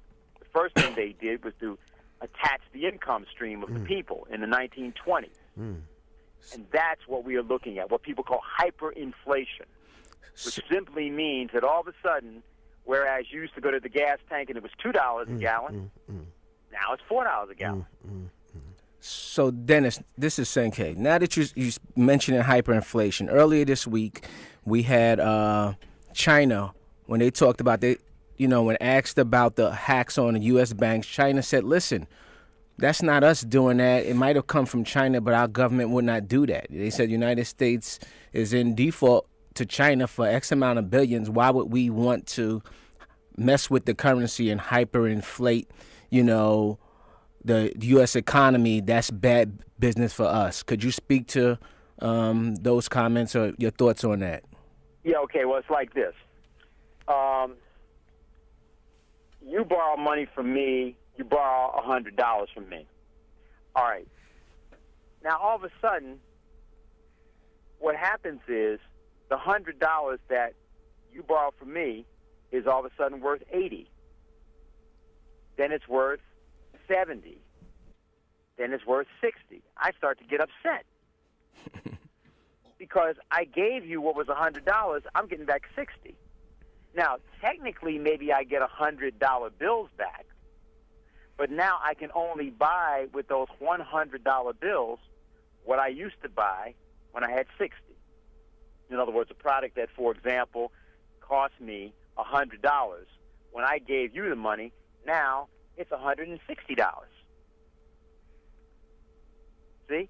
So now what the Chinese are saying is, now why would we want to do something that lowers the value of your currency when you owe us over $1 trillion? I mean, what is that doing for me that I do that with you? So what is up? What's the game? That's what everybody needs to understand, right? What the game is.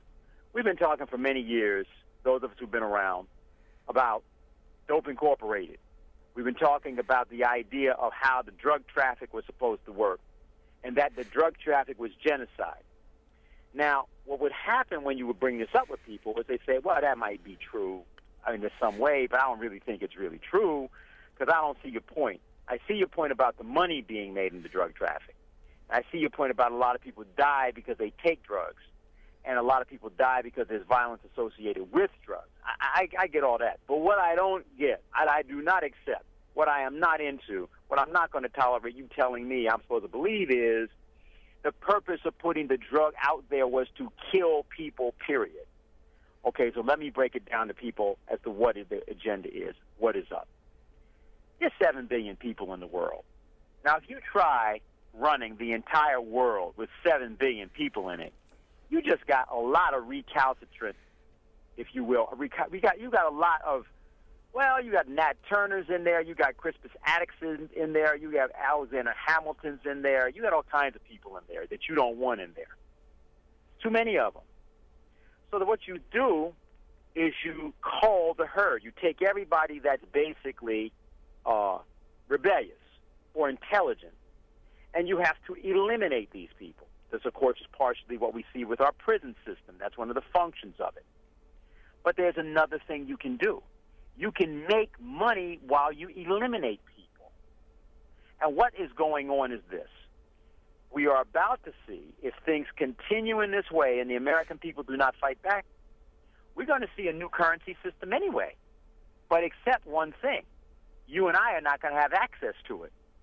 And what's going to happen is that as time goes on, what we're going to see is what is called the financial oligarchy will restrict access to currency, especially as it becomes more and more electronic, to approximately 14% to 20% of the people in the world. The rest of us are going to have nothing. And what they gain by doing that, this is what the thing to understand, they gain the natural resources, the precious metals, the strategic minerals, the raw materials of the globe once they can basically drop the equivalent of roach bombs, whether those are chemical weapons, biological weapons, nuclear weapons, on large numbers of people on the face of the planet because of the war on terror. And that's why America finds itself in 35 African countries right now. And that's why there's an African American sitting in the White House. That's the agenda. Those of us who've been talking about this for 40 years have known there was such an agenda, but people wanted to act like we were just making it up, not able to see that at a certain point, many people in the world who regard black, brown, and yellow people as inferior will also use some black, some brown, and some yellow people to eliminate most black, brown, and yellow people. Then they will come for them later. I don't know why people find this to be so hard to understand, and that is what is happening. And that is what the Obama administration is as much part of as the Bush administration was part of. Hold tight. Now, we hold tight, Dennis. We're going to take one call. God bless you. Thank you for your call. You're on the Black Air. Wait a minute. Hi, Cheryl? Cheryl Dorsey. I'm calling in. Okay, hold on, Cheryl. You got to hold on and listen to the end of this interview that we're in. Just hold on. Hold on, Jenny. brother Dennis Speed, ladies and gentlemen, is our guest online, and he's about to conclude his interview with us. Brother Dennis, what are two or three things that black families can do in this current situation, the way it's going? I'm dealing with an overall picture, economy-wise, the sequestered cutbacks, and just share with us very quickly, you only have 1 minute, and that is the Bob Woodward story. Okay, well, you do three things real quick. Number one, today is the anniversary of that march down in Alabama, Alabama, Edmund Pettus Bridge, where a lady got beaten up, Amelia Robinson. She's still alive, by the way. She's 106 years old. She's down there at that thing right now. That lady's been campaigning for the right to vote since 1921, the first year that women could vote. So, first of all, that shows us what we need to do. People need to remember their history, and they should right now. This is the immediate thing you can do. The measure that can solve this problem, put a shock effect in the whole problem, is called Glass-Steagall. It was law for 66 years. It should be reinstated. There's 10 states in the United States where there's right now legislation to do this, and that's the way you get the American people back on the same track they were back in 2008 when they did object to the bailout. That's number one. On the Woodward thing, Woodward is simply saying he was inadvertently revealing the scheme. He wasn't meaning to do that, but he did it. So the Obama people got upset with him because he revealed the fact that it's one agenda between the Republicans and the Democrats. And what I think we have to do, those of us in the black community, we have to get people back into the black community who have strayed away from it to understand, hey, it's about survival of the nation, but that's got to involve us understanding that as poor people, we are not part of this oligarchy, and we've got to act accordingly. Brother Dennis Speed, I want to thank you very much for joining us on The Communicators, once again providing information, upsetting some and informing others, and those who believe and don't believe, you're obligated to check out the website, LaRouchePack.com. What is that? Because you have LaRouchePack.com, LaRouchePub.com, and just any questions people have, Dennis H. Speed at Yahoo.com. Dennis H. Speed, as in Hannibal, and Dennis H. Speed at Yahoo.com. Okay. God bless you, my brother. Peace. All right. I'll see you, man. Ladies and gentlemen, you can only hear issues from outside the box coming to you over the communicators. That happens to be on Harlem Community Radio. Brother Leroy is I was under attack so much. WHCR 90.3 FM, New York. That I had to duck out of here last week and go hook up with Brother Minister Louis Farrakhan. And I know that upset some demons in the audience. And they come in all shades.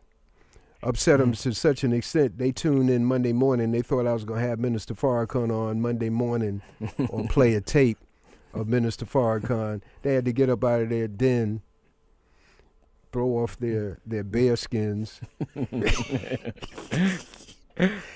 And listen, all the while, Brother Senke was taking care of business. He told me, Brother Leroy, don't come back here with no Minister Farrakhan, man. I'm just kidding. Introduce our black guest. Well, our final guest, last but not least today, is a sister from out of Los Angeles.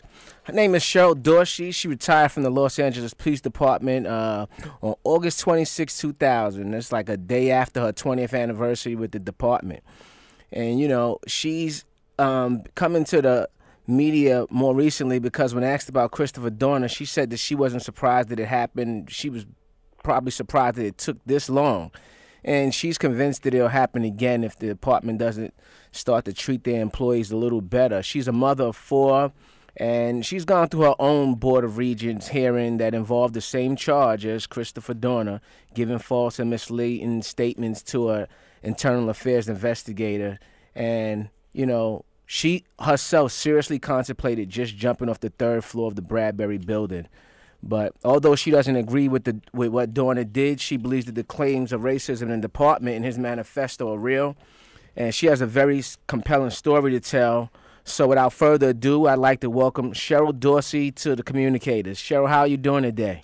I'm great, and thanks for having me. Great. Cheryl, before we start, why don't you give us a little bit about your law enforcement track record? You know, because I know that you were looking, when you first joined LAPD, you were looking to get into the Department of Justice, and you were in CRASH, which is an acronym for Community Resources Against Street Hoodlums. So can you give us a little background on your law enforcement track record?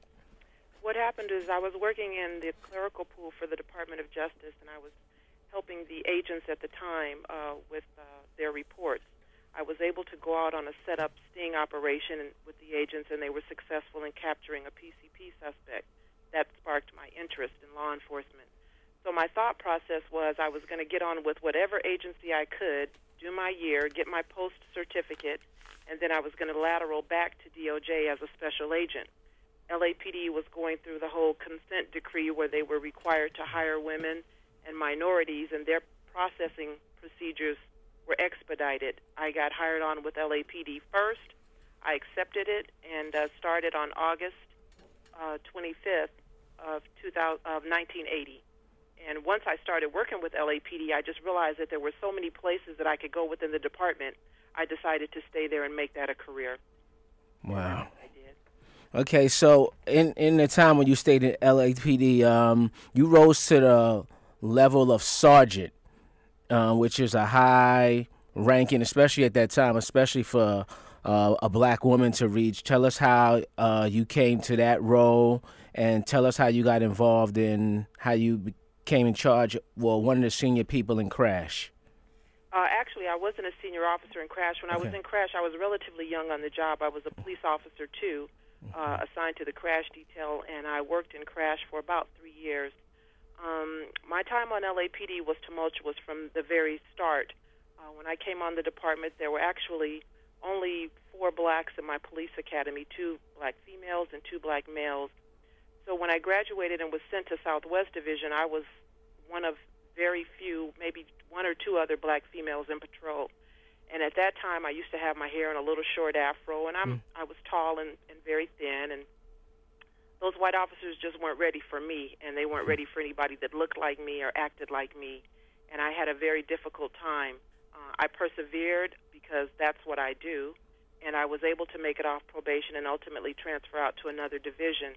What a lot of people don't understand about the department is that they have a system called a phone jack, and what they do is the officers will phone ahead, and they'll let your division of transfer know that you're coming. Sometimes it's a good thing.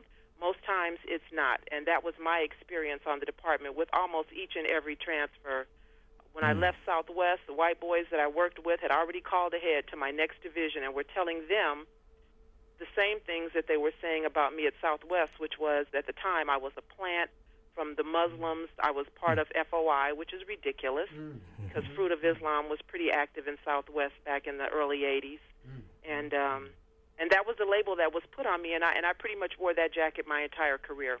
Wow. So, I mean, what were your relationships like with your fellow colleagues at the time? I know there's a time that, you know, your colleagues you mentioned would not even speak to you, someone you were on patrol with. Can you tell us what that's like?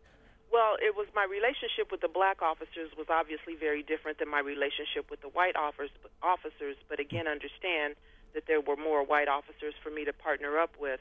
But when I worked with the white officers, it was not uncommon, and I had become accustomed to it, for me to be in a car all day with a white officer and have him say not one word to me, other than at the start of our shift, he would tell me what the odometer reading was on our black and white, and at the end of the shift, he would tell me again the ending mileage so that I could log it for my report. And we absolutely said nothing to each other all night, and that was fine with me. I made it work. Right.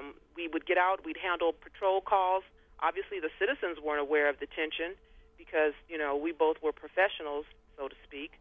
We did our job, and then once we got back in the car, he went to his corner of the car, and I went to mine, and that was the way we spent 8 hours. Well, that's kind of amazing for people to hear. That you're in such a small space with someone who you're barely speaking to, and it seems that there are a lot of assumptions about you. Like you said, they assume that you were a Fruit of Islam plant because of the way you had your hair, and then this whole time you're in the car, you're not even having a conversation.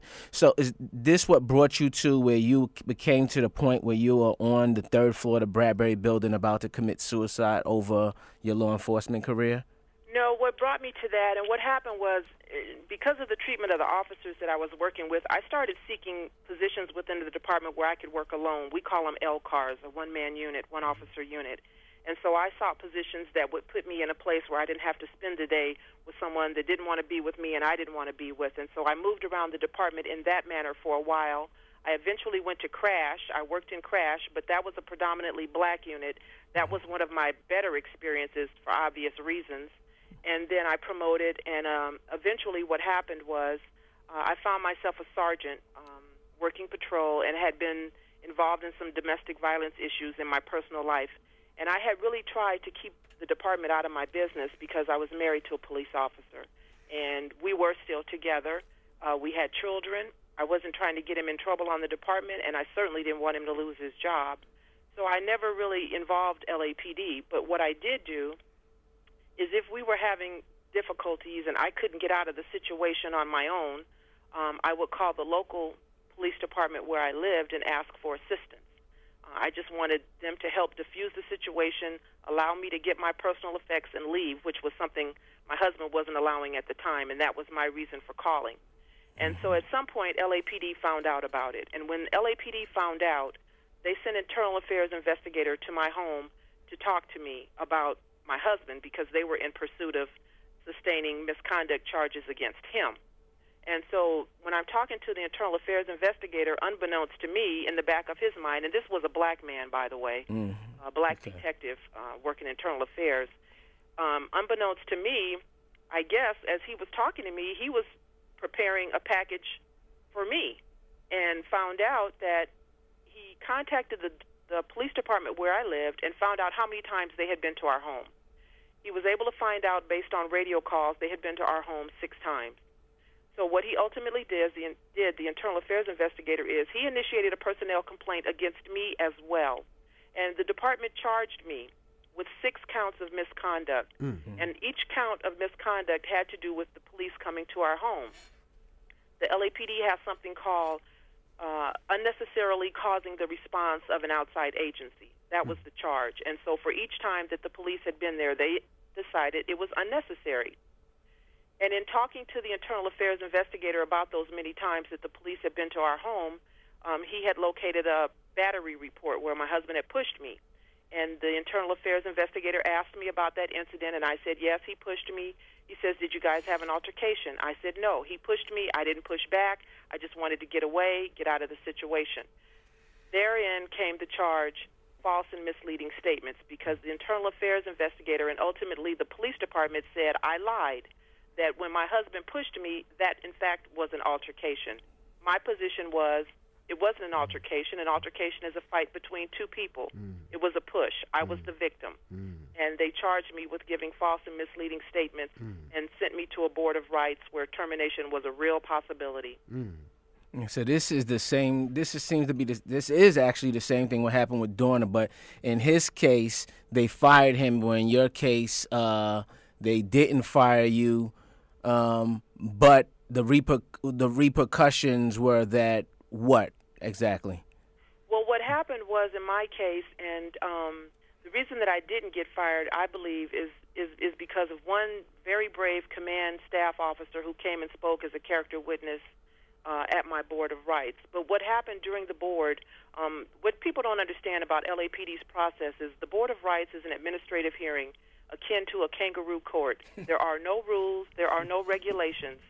The board chairman can make up rules and procedures from moment to moment. He can change it. He can decide what's relevant, what's not, what they want to hear, what they don't want to hear.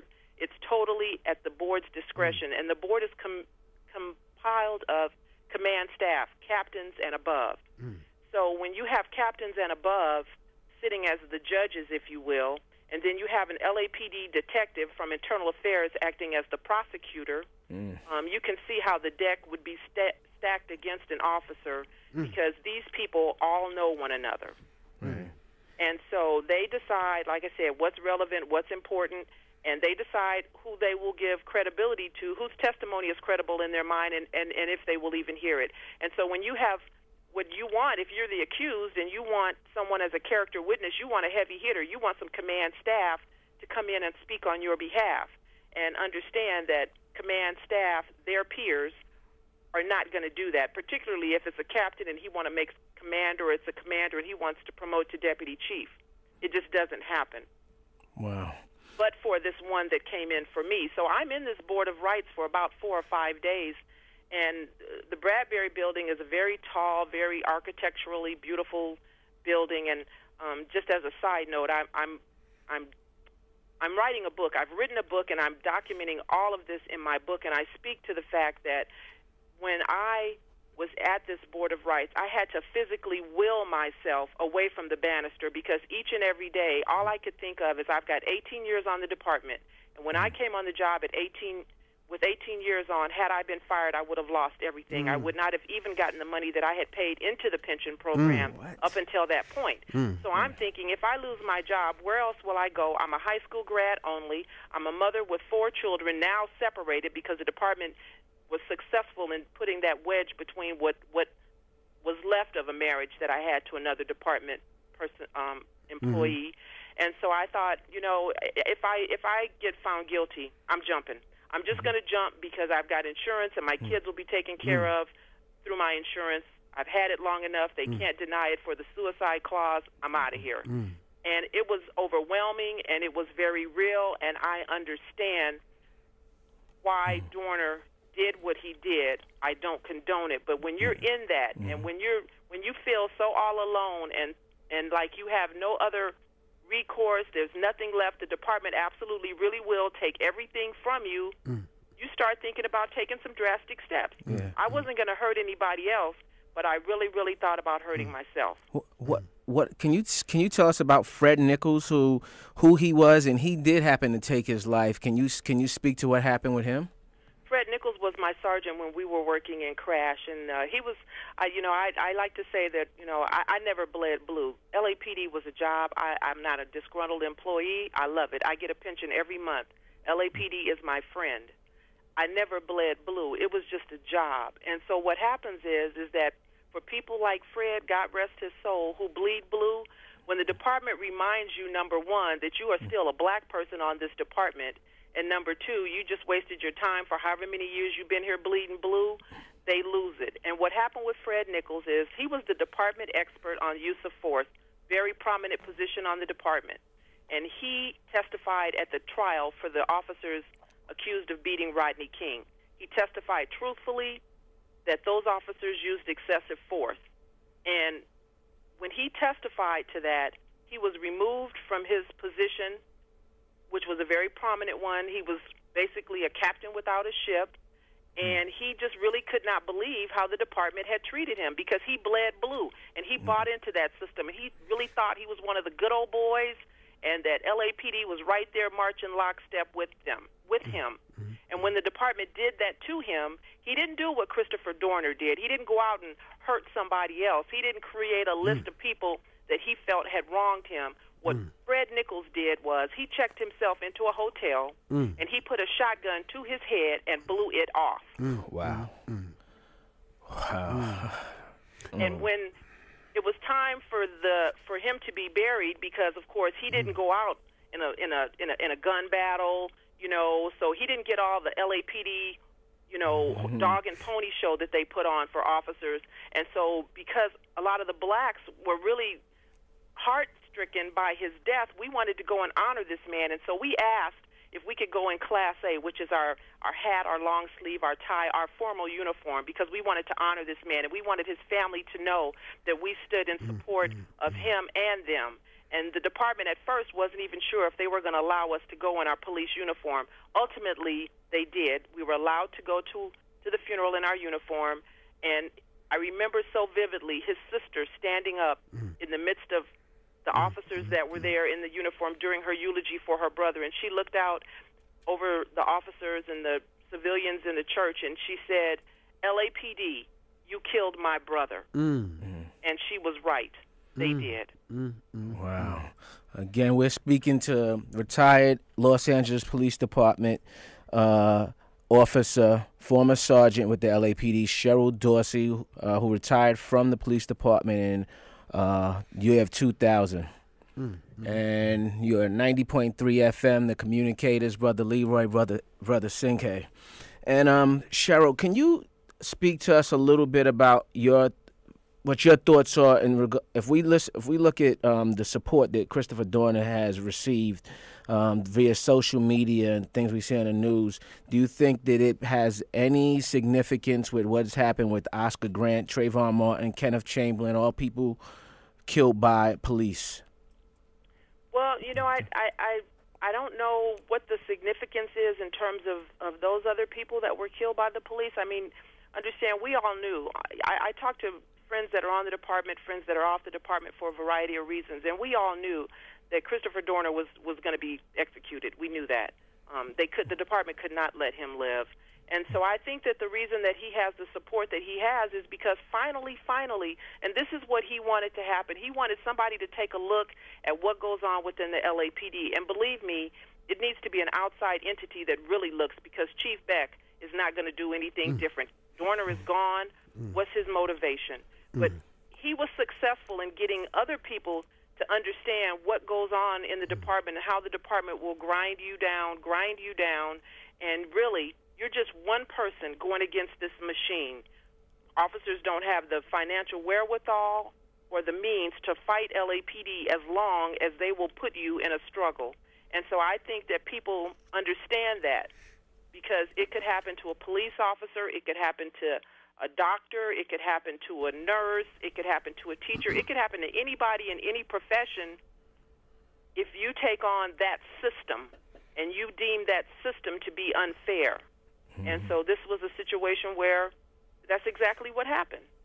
And finally now, because I'm talking to you on the East Coast about what goes on here on the West Coast, I'm just not sure what's going to make it change, because there needs to be a change, but I don't know what's going to really be the catalyst for that. Sister Cheryl, you're writing a book. What might you share within your book, that gives the population and the black population in L.A.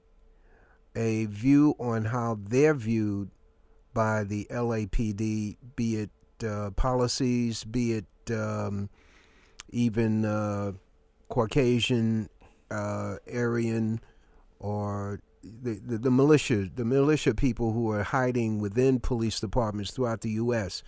under the guise of carrying out protection of everybody, but they are dyed-in-the-wool Aryans. What indication might we get from that? Or I went to one end of the spectrum in terms of that, but in terms of the everyday view of the individuals who are on the LAPD towards black people.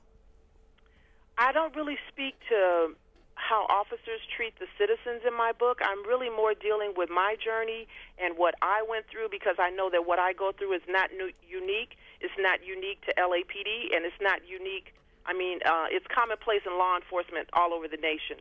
So it's my hope that as others read this, particularly officers of color, read this, they understand, number one, what it is that they're going through, and that this is not an anomaly just unto them, number one, and number two, that there is life after LAPD. There's life after whatever agency you're with, because they're all the same. And what they try to teach you, what they brainwash you into believing, is that you can't survive without me. You need me. And so I'm going to treat you however I choose.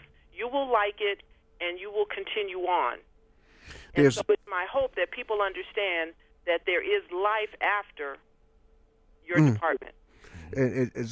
But there was something in your makeup that allowed you not to buy into LAPD blue running through your veins, and allowed you to be, quote, in a job versus the department being an identification of yourself. What was that? What were the roots of that? Yeah, I would just have to say it's just who I am. I'd have to say it had something to do or everything to do with my upbringing. I just and I'm just very obstinate. I'm just I'm the kind of person, if you tell me no, then I must. And so that was my position pretty much, when I was on the police department, because I didn't have an easy time, and I just was not going to be, I wasn't going to lose that race. I came on with a mission. I came on with an objective, and really when I came on at a time when you could retire at 20 years on a service pension. And that was my mindset all along, because I thought, well, I'll be fairly young. I could go have another career. And I just stayed focused and kept my eye on the ball. And then, of course, the department actually taught me very early in my career as a rookie officer what they thought about me, and so I just responded in kind. I did my job. I was professional. I was good at what I did. I was assigned to some pretty prominent positions for a black female during the time that I was on the department, but I had to be me, because I look at me every day when I get up in the mirror, and I want to like what I see. And I don't really care if you don't like what I see. Sister Cheryl, what do you share with your 4 children regarding how they comport themselves in L.A., if they still live there, or anywhere they live, as it relates to the police? What I tell my sons, because that's what I have, 4 of them, is that I tell them to be respectful and to be polite, because you could be Trayvon Martin in a minute. I've been subjected to police profiling in various cities as I drive around throughout Los Angeles. I've been stopped by police and have them give me what I know to be is a false pretense for the stop, because I know PC. I know what probable cause is. And generally in the beginning I would let them do that just to see what they would say, and then I would let them know who I am, and I'm not buying that. And then, of course, they come at me completely different. But what I tell my sons is to be very, very careful. I'm scared day to day, because I'm raising 4 young black men. And speaking of which, Cheryl, just before we let you go, there have been various studies of cities that have African-American mayors. They found that the police shoot fewer people, and fewer people shoot police when they are African-American mayors. From your time on the force, I know that, well, actually they haven't been, but can you speak to, this phenomena of leadership? In terms of what? In terms of, that there being the studies say if there's a black mayor who heads that town, usually, or city, that there are fewer shootings by police, and there people shoot police less. So is it something that stems from the top? Is it a leadership thing when we start talking about, as you say, probable cause and all of these ill effects of the policing? No, I don't think it stems from the top. I think it's a cultural situation, and it's taught, by what they call the good old boys. When I came on in the 80s, you had officers who had a certain mindset, and they taught, their probationers how to do police work, and it's something that just kind of gets passed from, not necessarily generation to generation, but clearly, from, recruit class to recruit class. And as I think what happens is as officers promote up within LAPD, and that's all I can speak on, as officers promote up within LAPD, if you have someone who promotes and moves through the ranks rather quickly and they don't really have a sense or a feel for patrol life, then when they come back as administrators, they don't really have a real basis for what they're sharing with you, what they're teaching you, what they're training you, because it's either something that someone told them or something that they thought they may have read in a book. It wasn't something that they lived. And what I've tried to always do is I treat people the way I want to be treated. I treat suspects the way I would want someone to treat my sons. If I had brothers, the way I would want someone to treat my brothers. And so, but that's how I am. And unfortunately, you have a lot of officers on LAPD, white officers in particular, who are out there scared, and I think that's why they shot those women down in Torrance, and they weren't even in the right kind of car. But, they just shot them because they were in the area protecting this house and saw something and freaked. And so you've got those kind of people training impressionable officers under them, then they get trained in a scary operating kind of way, not tactically sound, not look before you shoot. Treat people the way you want to be treated. Wow. Sister Cheryl, in terms of the initial revelation that you dropped on us as to how you were tagged as a plant for the FOI, that to me speaks to an image that is within a particular segment of the LAPD of members of the Nation of Islam. What is that? I don't know that still exists today because. But at that time. At that time, it was clearly a negative image. We had a part of town called the Jungle, and that's where they were pretty active, and that was the area that I worked. And so the officers had dealing with the brothers from FOI on a daily basis. I had dealings with them, and I just thought it was laughable and ludicrous that they would think I was some kind of plant, because when I came out in that blue uniform looking like I look, talking to those brothers from FOI, they looked at me with disdain because I was the enemy to them, so to speak. So, but the patrol officers had not wholesale had a negative opinion of FOI, but there were a few within the department that did, and there were some that acted out on that. My sister. Thank you very much, Cheryl. When you complete that book, we're going to have you back to discuss that book and, when it's complete. I would love to come back. I appreciate the time. Great. We thank you for being here on the Communicators with us. And God bless you for not taking that jump. That's right. Thank you. God bless you, man. And your family, sis. Peace. Thank you so much. I appreciate it. Ladies and gentlemen, thank you for listening to the Communicators. On the front page of the Amsterdam News, they have Dove Icon, and they're saying that he is in a T-shirt, but that is a dress because he's got a woman's wig on. That's how they tell you a lie right in front of you. The man is wearing a dress. You ain't never seen no basketball jump, whatever they call them, without a number on the front. And he definitely wouldn't have no number like Michael Jordan. And he's wearing a woman's wig. So there's a whole bunch of stuff up in that. Thank you for your patience with us, and may God continue to bless you as you stay tuned for Sister Stephanie and Black Sports from a black woman's point of view. CR 90.3 FM, New York.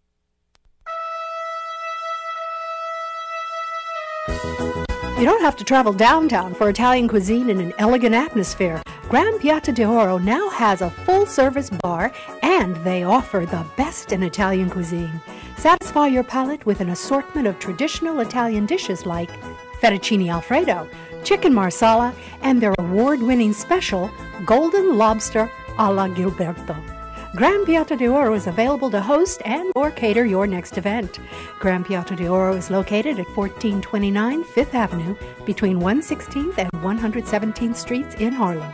For more information, call 212-722-2244 or visit grandpiattorestaurant.com.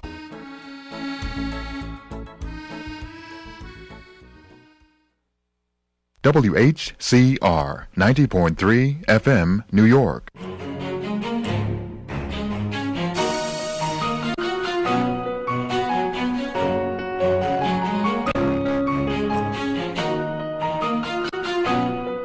Welcome to What's Going On. I'm your girl, Steph.